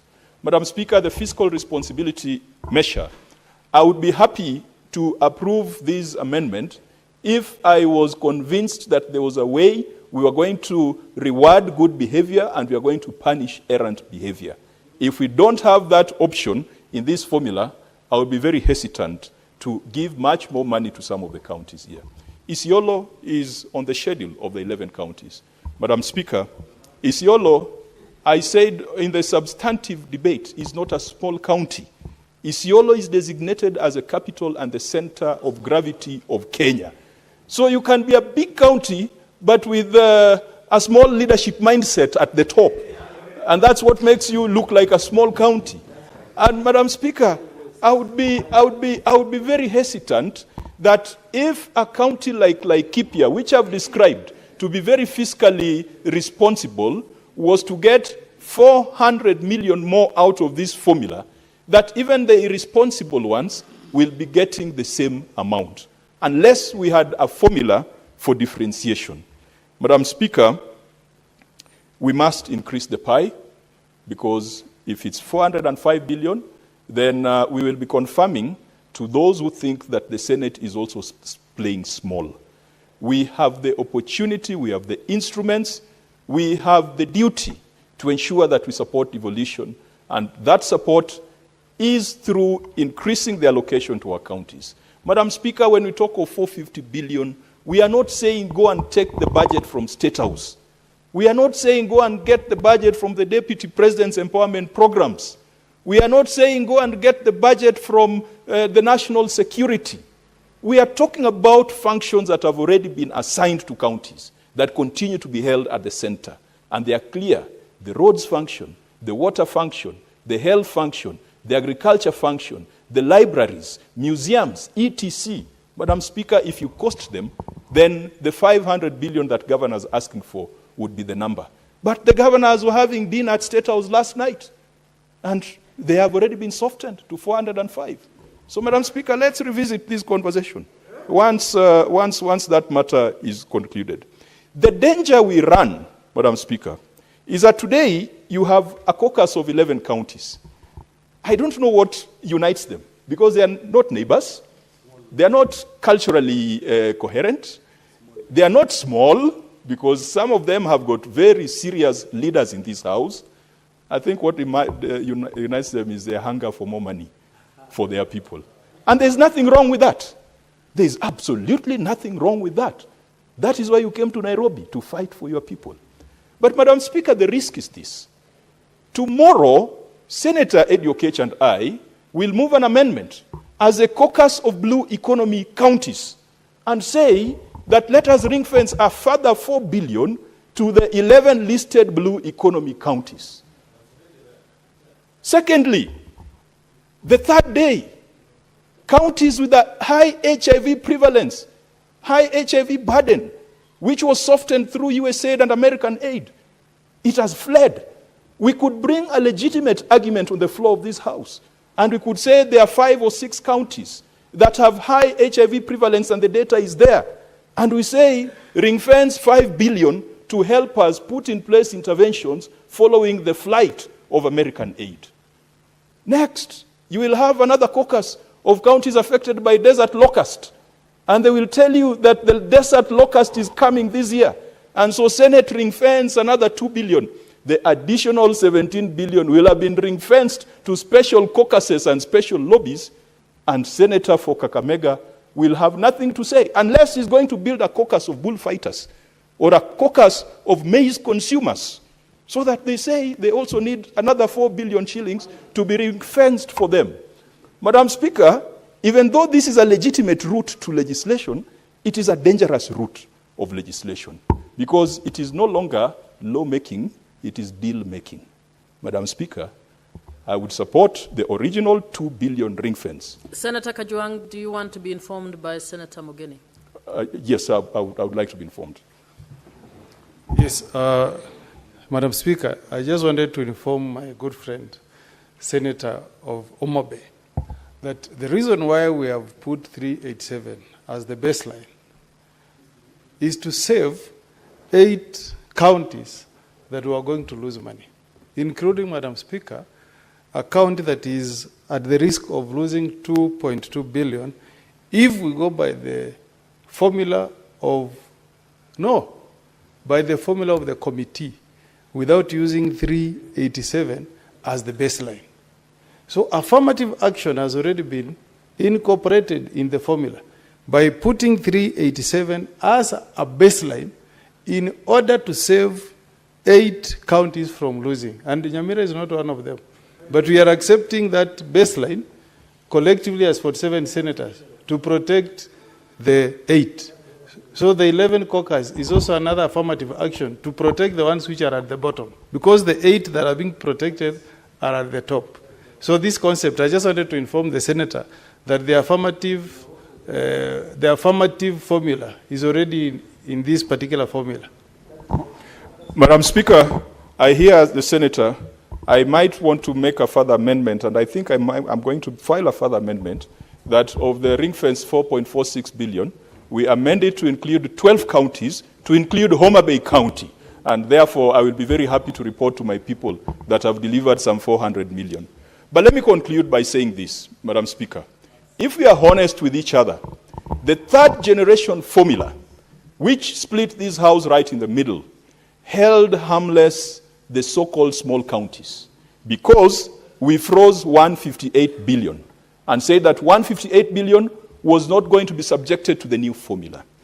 The proposed fourth generation formula, the Senator Roba formula, has held harmless the so-called small counties by freezing or ring-fencing 387 billion.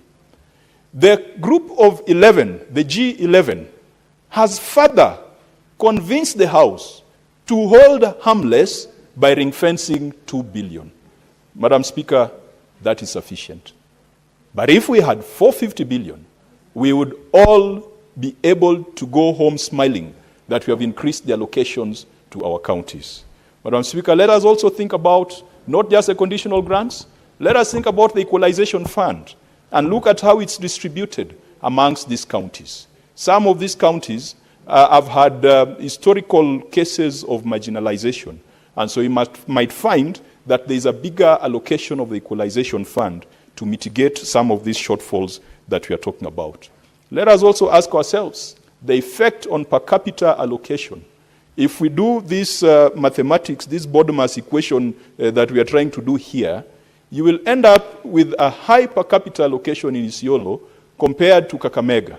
And then the senator for Kakamega or Homa Bay will have to struggle to explain to the people who elected him why Isiolo or why Tharaka Nithi has the highest per capita allocation and not the counties that we represent. We are here for purposes of equity. Further, Madam Speaker, the proponents of this amendment need to give us simulations, because this is not something you just talk about heavy. You need to tell me that if you move from 2 billion to 4.46 billion, therefore Homa Bay is losing 100 million or is gaining or is holding constant. Without that visibility, Madam Speaker, it would be extremely dangerous for any senator in this House outside the group of 11 to support this amendment when you do not know what impact it's going to have on your county. Madam Speaker, I finalize by urging the leadership, the Finance Committee, if you put this matter to the vote this afternoon or today, perhaps it will be lost, and perhaps it was a good idea. But let's first understand how much money we have at our disposal. And to the governors, you cannot use this Senate only when it is convenient. We have governors who refuse to appear before our committees. But when they hear that there is a pie being shared somewhere, all of a sudden, even the ones who are sick find their way to State House. I want to say shame on those governors who escape accountability, but want to hang on the Senate or want to criticize the Senate when it comes to allocation of resources. It is the duty of Senate and the National Assembly to determine the allocation of revenue between national and county governments. Give him 1 minute to finish what he was saying. President Ruto, this is what we mean when we talk about being faithful to the Constitution and devolution. Talk to the right institutions that have the constitutional mandate. The Council of Governors is nowhere in the Constitution when it comes to division and allocation of revenue. Thank you, Madam Speaker. Senator Halwade. Thank you, Madam Chair. Madam Chair, this motion before us reminds me what my teacher of English, who taught me the art of smart negotiation, told me many years ago. He warned us that give someone an inch and they will take a mile. Those are not my words.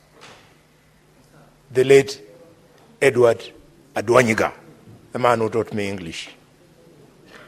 Madam Speaker, I'm saying this because I am one of the proponents of this affirmative action.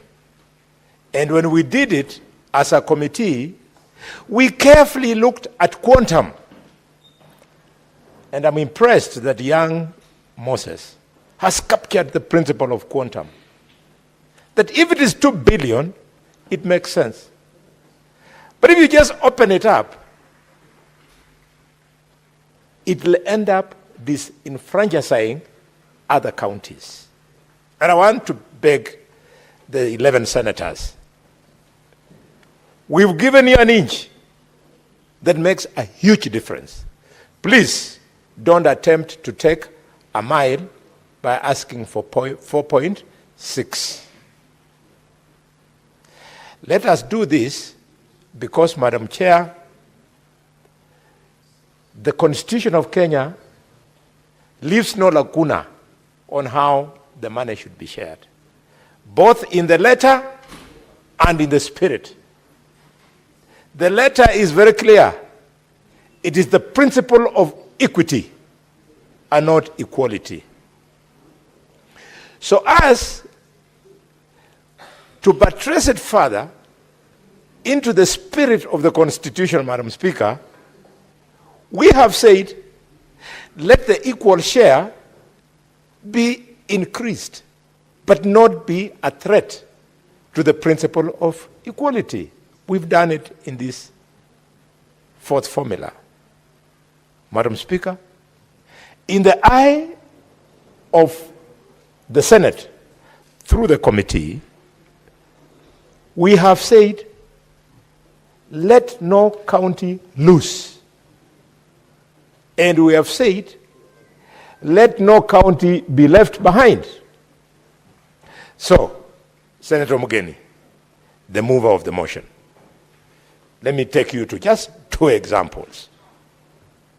Okay? The eye of the committee is saying that let us not leave these 11 committees behind. Let's hold their hands. You've done it. We have held your hand. In this simulation, look at county number 35, Nyandarua. Young Methu is not here. He's busy in Wamunyoro, but I can speak for him. Somebody I wish could remind him that go to Wamunyoro when Senate is not sitting. This is where you have the highest political platform in the country, far more than in the funerals where some of us speak, in the bullfighting arena where we speak, in the Harambes where some of us rarely go because we don't have the money, and, Mr. Speaker, not in Wamunyoro.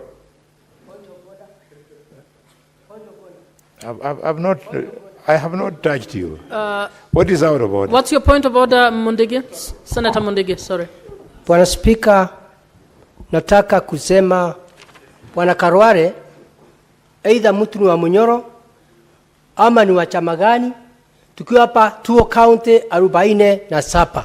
Kwa hivyo kama Senator ayuko hapa, Senator wa Murang'a umesema Senator Mundigi. Nataka ni yes. Senator Mundigi, can you explain what you're saying? What is Munyoro wa Munyoro and what is your point of order?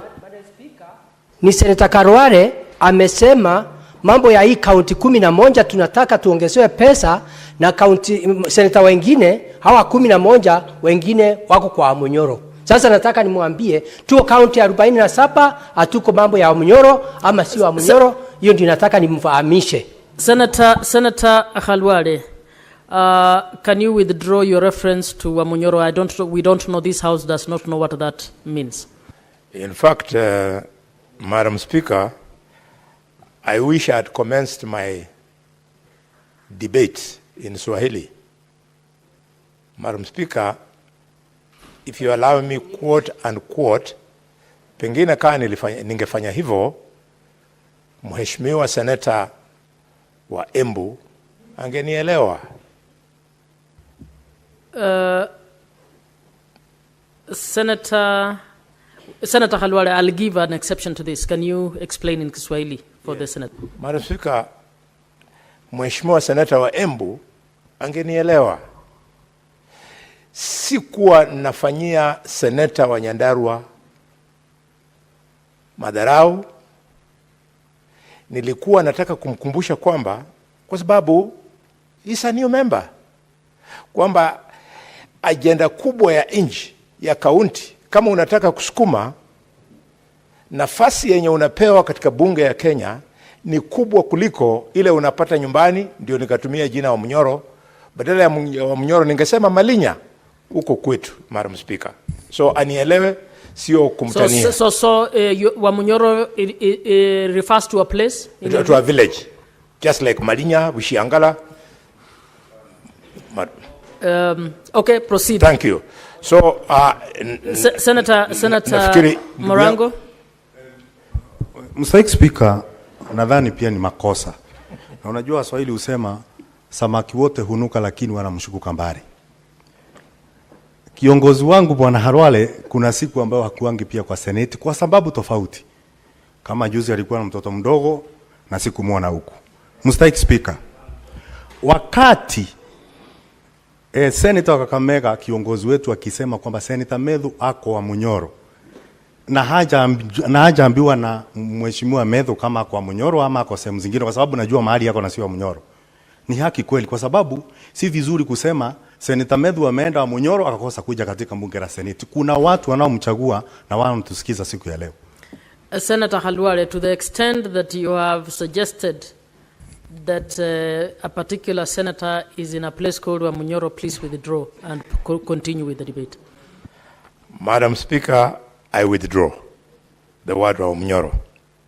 So, Madam Speaker, speaking on behalf of the great people of Nyandarua, if we go by the simulation, I was appealing to the senator of Nyamira, because it is arbitrary it is not scientific.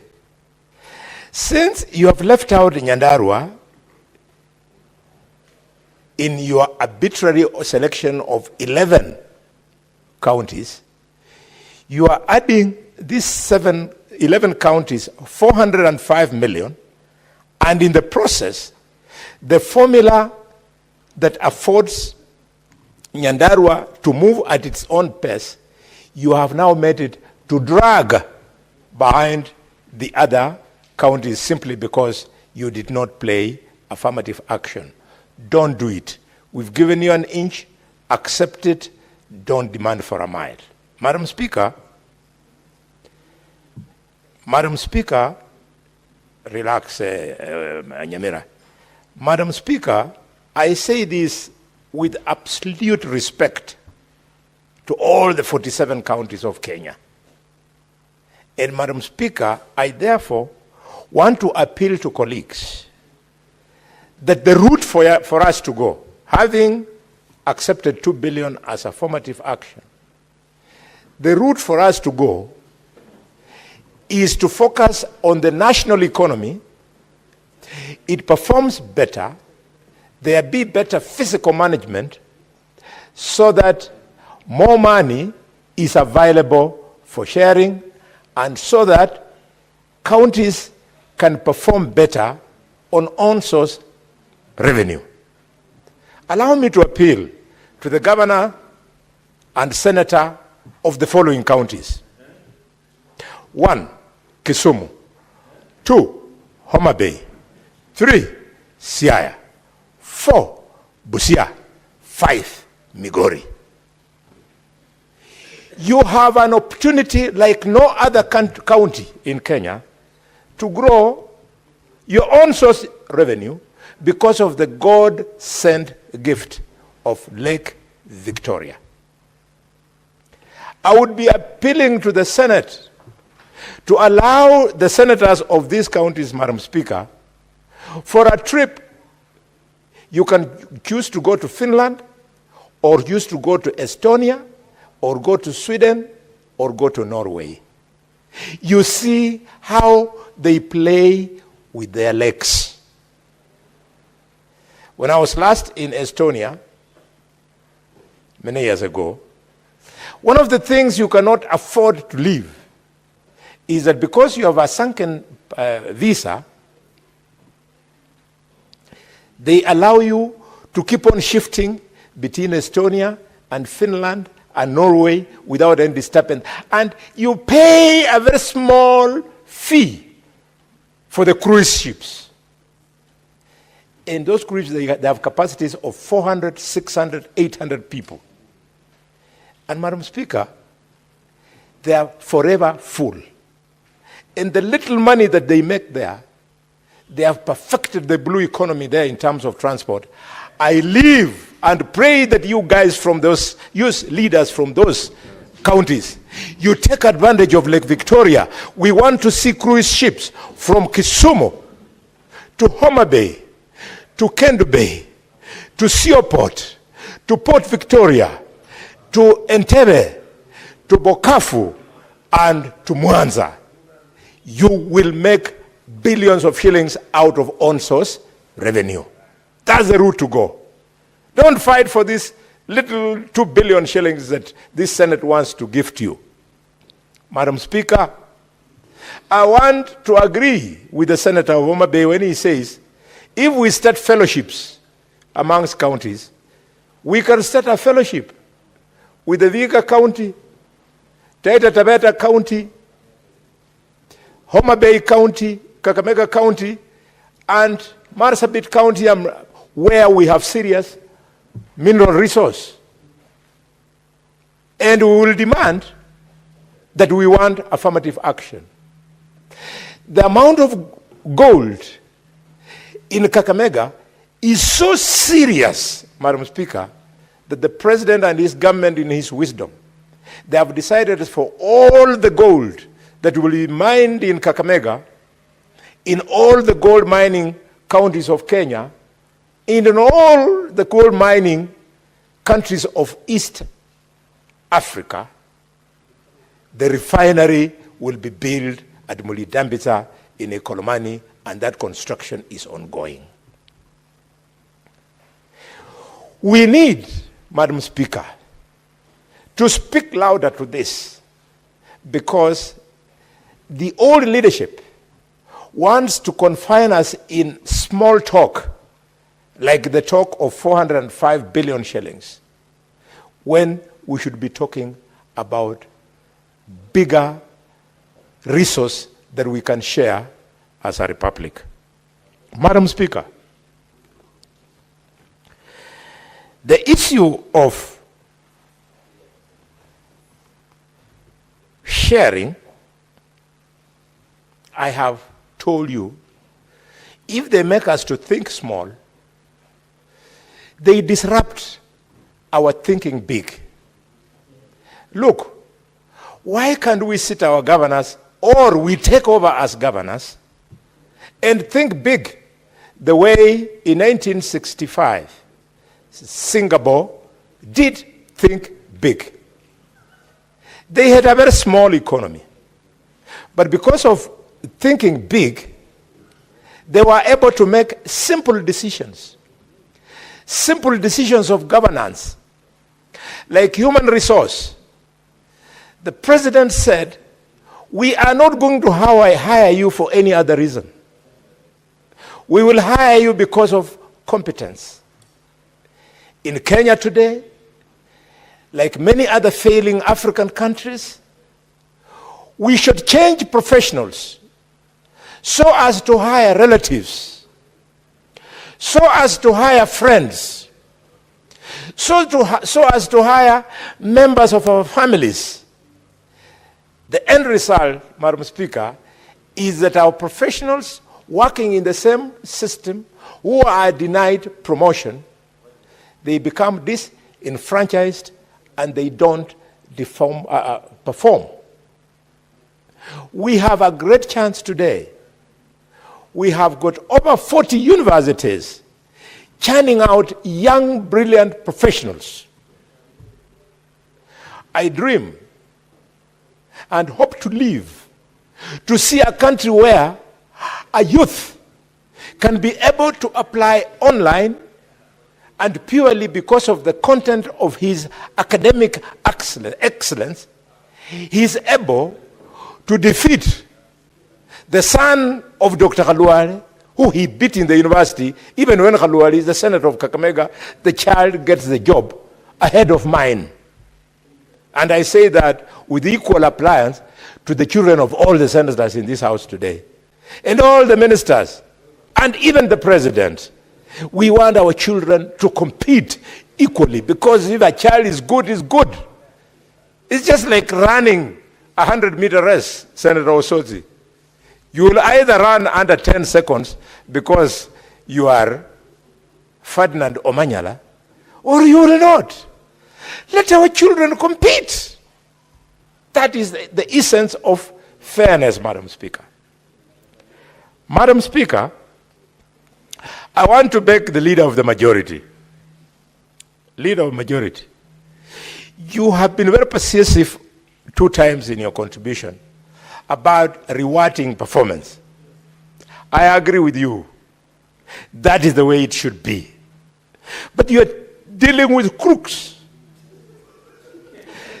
This is not the first time we have tried to recognize and reward physical effort. You know how they responded?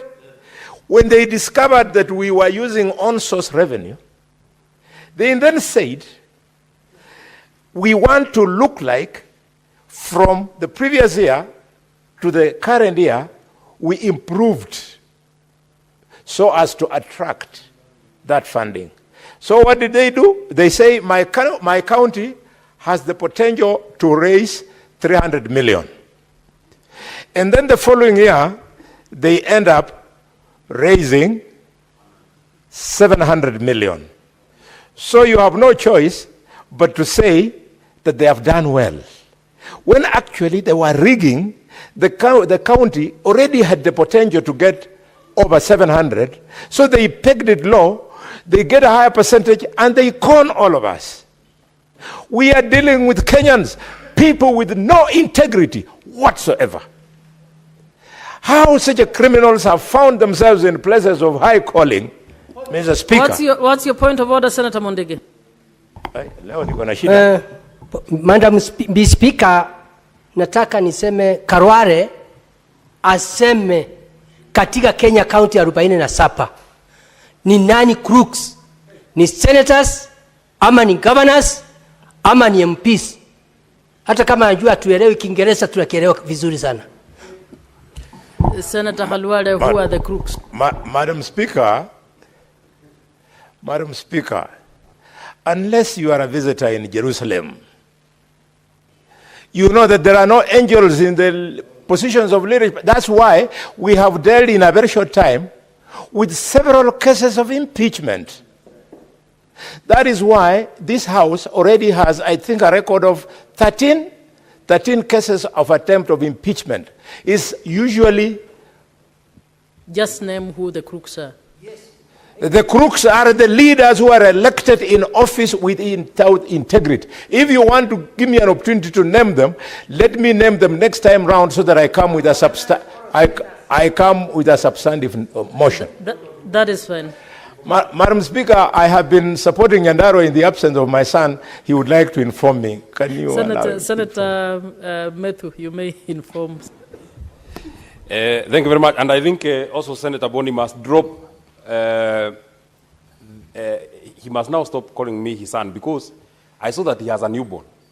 And already my son is already 6 years. So it cannot be that my brother is a newborn and I'm already a father of a 6-year-old. You are getting a kid every day, Senator Boni. But the more substantive point that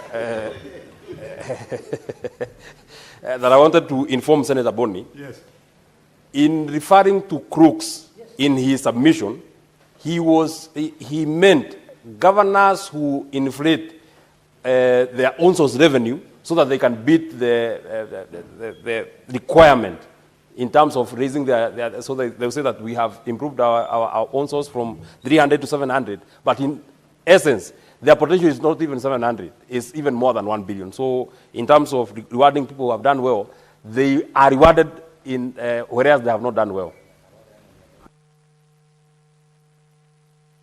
The senator of Nyandarua. The senator of Nyandarua has corrected me that I should never call him my son. In fact, I'm not going to call him my son again until he comes in having shaved his beard and combed his hair so that he can look his really young age. Madam Speaker, as I thank you for that information, distinguished senator from Nyandarua, how I wish the standing orders would have allowed you to speak to the senator of Embu in Kikuyu, Kiembu, and Kimeru. I was not brought here to come and teach you. Order, Senator Halwale, can you finish your recommendation? Debate. Your time is up, actually. Senator Osotsi. Thank you, Madam Speaker. Madam Speaker, first of all, I stand here to support the amendments by Senator for Nyamira and say that the amendments proposed by Senator of Nyamira is a product of negotiations. It is not his own amendments. It is as a result of negotiations. We sat down with the chair of the Committee for Finance. We talked to a number of senators, including the majority leader, including Senator Halwale, and we came here because we thought that there was some white smoke coming out. Madam Speaker, when we talk about the formulas, remember now, we have 4 formulas now. We have the formula proposed by the Commission for Revenue Allocation. We have the initial formula that was proposed by the Finance Committee. And we have an amended formula by the Finance Committee, which was proposing that the formula be amended so that the 11 counties share an additional 2 billion shillings. And then now we have Senator Omogeni's amendment, which is proposing that instead of the 2 billion that the Finance Committee is proposing, we increase it to 4.5 billion. And Mr. Speaker, every member who has been standing here has not categorically opposed the amendment by Senator Omogeni. What they have been asking us is to justify these amendments. And I want to justify by saying that I happen to have contributed to the initial motion on this matter, where I clearly indicated that the formula proposed by CRA seemed to have favored the so-called smaller counties in a fundamental way. And I said that, for example, Elgeyo Marakwet was gaining 150 million under the CRA. Isiolo was gaining 900 million under CRA. Kirinyaga, Lamu was gaining about 400 million by CRA compared to the committee. The Laikipia was gaining about 210 million by CRA. Nyamira was gaining about 90 million by CRA. Taita Taveta was gaining 240 million by CRA. Tharaka Nithi was gaining 270 by CRA. Vihiga was gaining 350 by CRA. And Samburu was gaining about 300 million by CRA. So if CRA was giving us more money, and our own finance committee is giving us less money, we needed a balance. Senators, can we listen, please? We needed to get somewhere in the middle. And that is why we came Senator Murango, please. With a figure of 4.5 billion shillings, Madam Speaker. So the figure of 4.5 billion is like a stabilization factor between the formula that was initially proposed by CRA and the formula that was initially proposed by the Finance Committee. So we were getting somewhere in the middle. But Madam Speaker, if you talk about 2 billion, then we will still be below what CRA was proposing to give the small county. And we do not want to be in a situation where we will all say we would rather go for CRA and not the committee. We want to trust our own members here who sit on the Finance Committee, but can we have a balance? The balance that we are seeking is what Senator Omogeni is proposing in this formula, that instead of the Finance Committee giving us an affirmative fund of 2 billion, let them give us 4.5 billion so that we get somewhere in the middle between what the committee initially proposed and what CRA had given us. That is the basis of the 4.5 billion shillings. And Madam Speaker, you must note that in this formula, no county is losing. No single county is losing because of the baseline allocation of 387 billion. That is what we are currently getting. So no one is losing. In fact, the formula has 3 parts.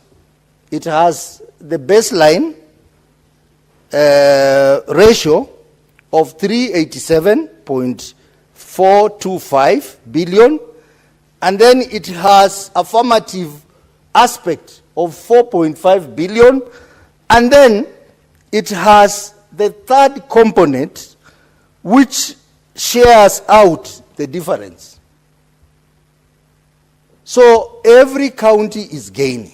What we are simply saying, as we affirm the counties which get more money to go up, let us also affirm the small counties, the 11 small counties, so that they also reach somewhere near where the big counties are. So, Madam Speaker, we are not asking for much. And Madam Speaker, if you do basic arithmetic, based on this formula, yes, the 11 counties will each get an additional 4 or 5 million. But in this formula, based on the 4 or 5 billion, the bigger counties, the remaining counties, will all get an average of 279 million shillings. So, Madam Speaker, if you do a simple arithmetic from all these, you take 4 or 5 which we are getting, minus 279 million, which the rest are getting, then you see the difference is about 220 million. Surely, if you are getting billions of money, you mean, members, you cannot sympathize with the small counties by just giving them an extra 200 million. So, in short, Madam Speaker, what we are saying is that we are not asking for much. We are simply saying, and everyone here appreciates, based on the debate that was there last time, that the smaller counties are really suffering.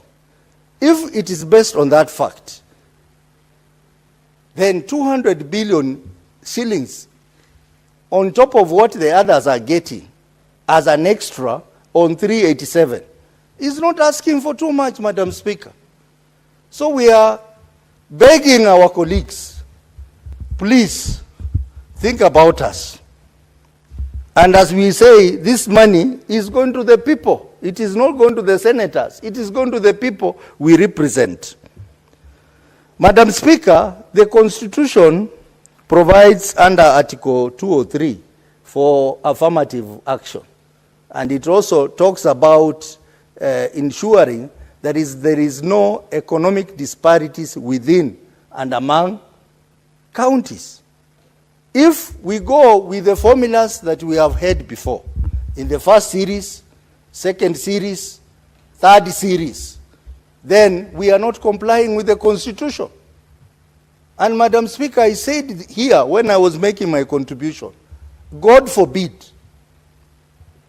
if we pass this formula without taking care of Article 203(1) of the Constitution, with this country which has become litigious, tomorrow someone will go to court and the whole process will stop. We do not want to reach there. We are simply saying, can we have an element of affirmative action in this formula so that we don't open up risks for people going to court to challenge the formula that will come out of this process. Madam Speaker, we have also been challenged to demonstrate why we need more money. Madam Speaker, if you come from a small county, there is no factor that favors you. Population factor does not favor you. Even if you go to sectorial factors like health, water, whatever it is, it does not favor you. Even poverty does not favor you. Because incidentally, the smaller counties are also poor in many ways. For example, my own county, Madam Speaker, if you have people living on a quarter-acre piece of land, a big family, that is already poverty, Madam Speaker. What kind of poverty are you looking? You cannot farm. You cannot do anything else. You can only consume. So, Madam Speaker, the smaller counties are suffering. Number two, Madam Speaker, let us also look at the inherited factors at the advent of devolution. These counties inherited, for example, staff establishment from the defunct local authorities, which had almost the same staff establishment across all the local authorities in the country. They inherited that. The staff that Kakamega inherited from defunct local authority is almost the same number that Vihiga inherited. And they just did a top-up. We are talking about many factors that these counties inherited and which they have to spend on. Madam Speaker, I also want to refer members to other jurisdictions that do this kind of thing, that have strong devolution. And I'll pick an African example. If you go to Nigeria, they have been doing revenue sharing since 1954, even before they got independence. And they have gone through experiences. And now their formula has matured. And you know what they decided? They decided that they were going to adapt a concept that was going to ensure equality of states. In our case, equality of counties. And they said that the minimum share per state shall be 40%. 40% of the total money that is shareable. And they also said population, they'll peg it at 30%. They'll peg health, water, and other infrastructure at 10%. And 10% on land. Why don't we adopt the same, Madam Speaker? If we want to ensure devolution works for everyone, let us adopt the same, so that instead of fighting for which count is big, which count is small, we agree on a significant percentage that is going to be shared equally. Yes, the committee has tried to put in an equal share of 35%, but that 35% is on only about 13 billion shillings. That is very little. How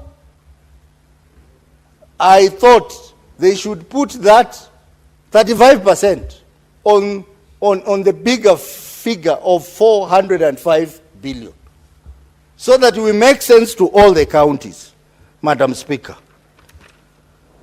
Madam Speaker, the issue of third generation formula, some of the factors that have been put there are not based on sound data, Madam Speaker, including population. Population figures in Kenya have been challenged in court. Madam Speaker, even the factor on health, which was in the third series, it is also challengeable, Madam Speaker. And that's why, if you look at other jurisdictions, like I've given you Nigeria, the figures, the factors they have picked are fewer and accurate. They talk about land, they talk about health, water, they talk about population, but they give significance to equal share. We should do the same. And I think the Commission for Revenue Allocation, which is tasked with giving us this formula, I think they need to do a lot more, so that when they bring a formula here, we don't spend a lot of time arguing over it, because it is based on solid facts, it is based on solid data, and is agreeable. Otherwise, if they don't do that, I'm beginning to think that CRA has no purpose in this country. It would even serve the purpose by just being a department in Parliament. Because if you spend 5 years and you come up with a formula here that creates controversy, a lot of argument, and you have done it for 5 years, and you exist, then your existence now is questionable, Madam Speaker. Why are you there? So we want a formula that is going to uplift everyone, Madam Speaker. Madam Speaker, going back to the example I gave of Nigeria, they have adopted a concept of ensuring fairness and encouraging industry. That is encouraging the states or the counties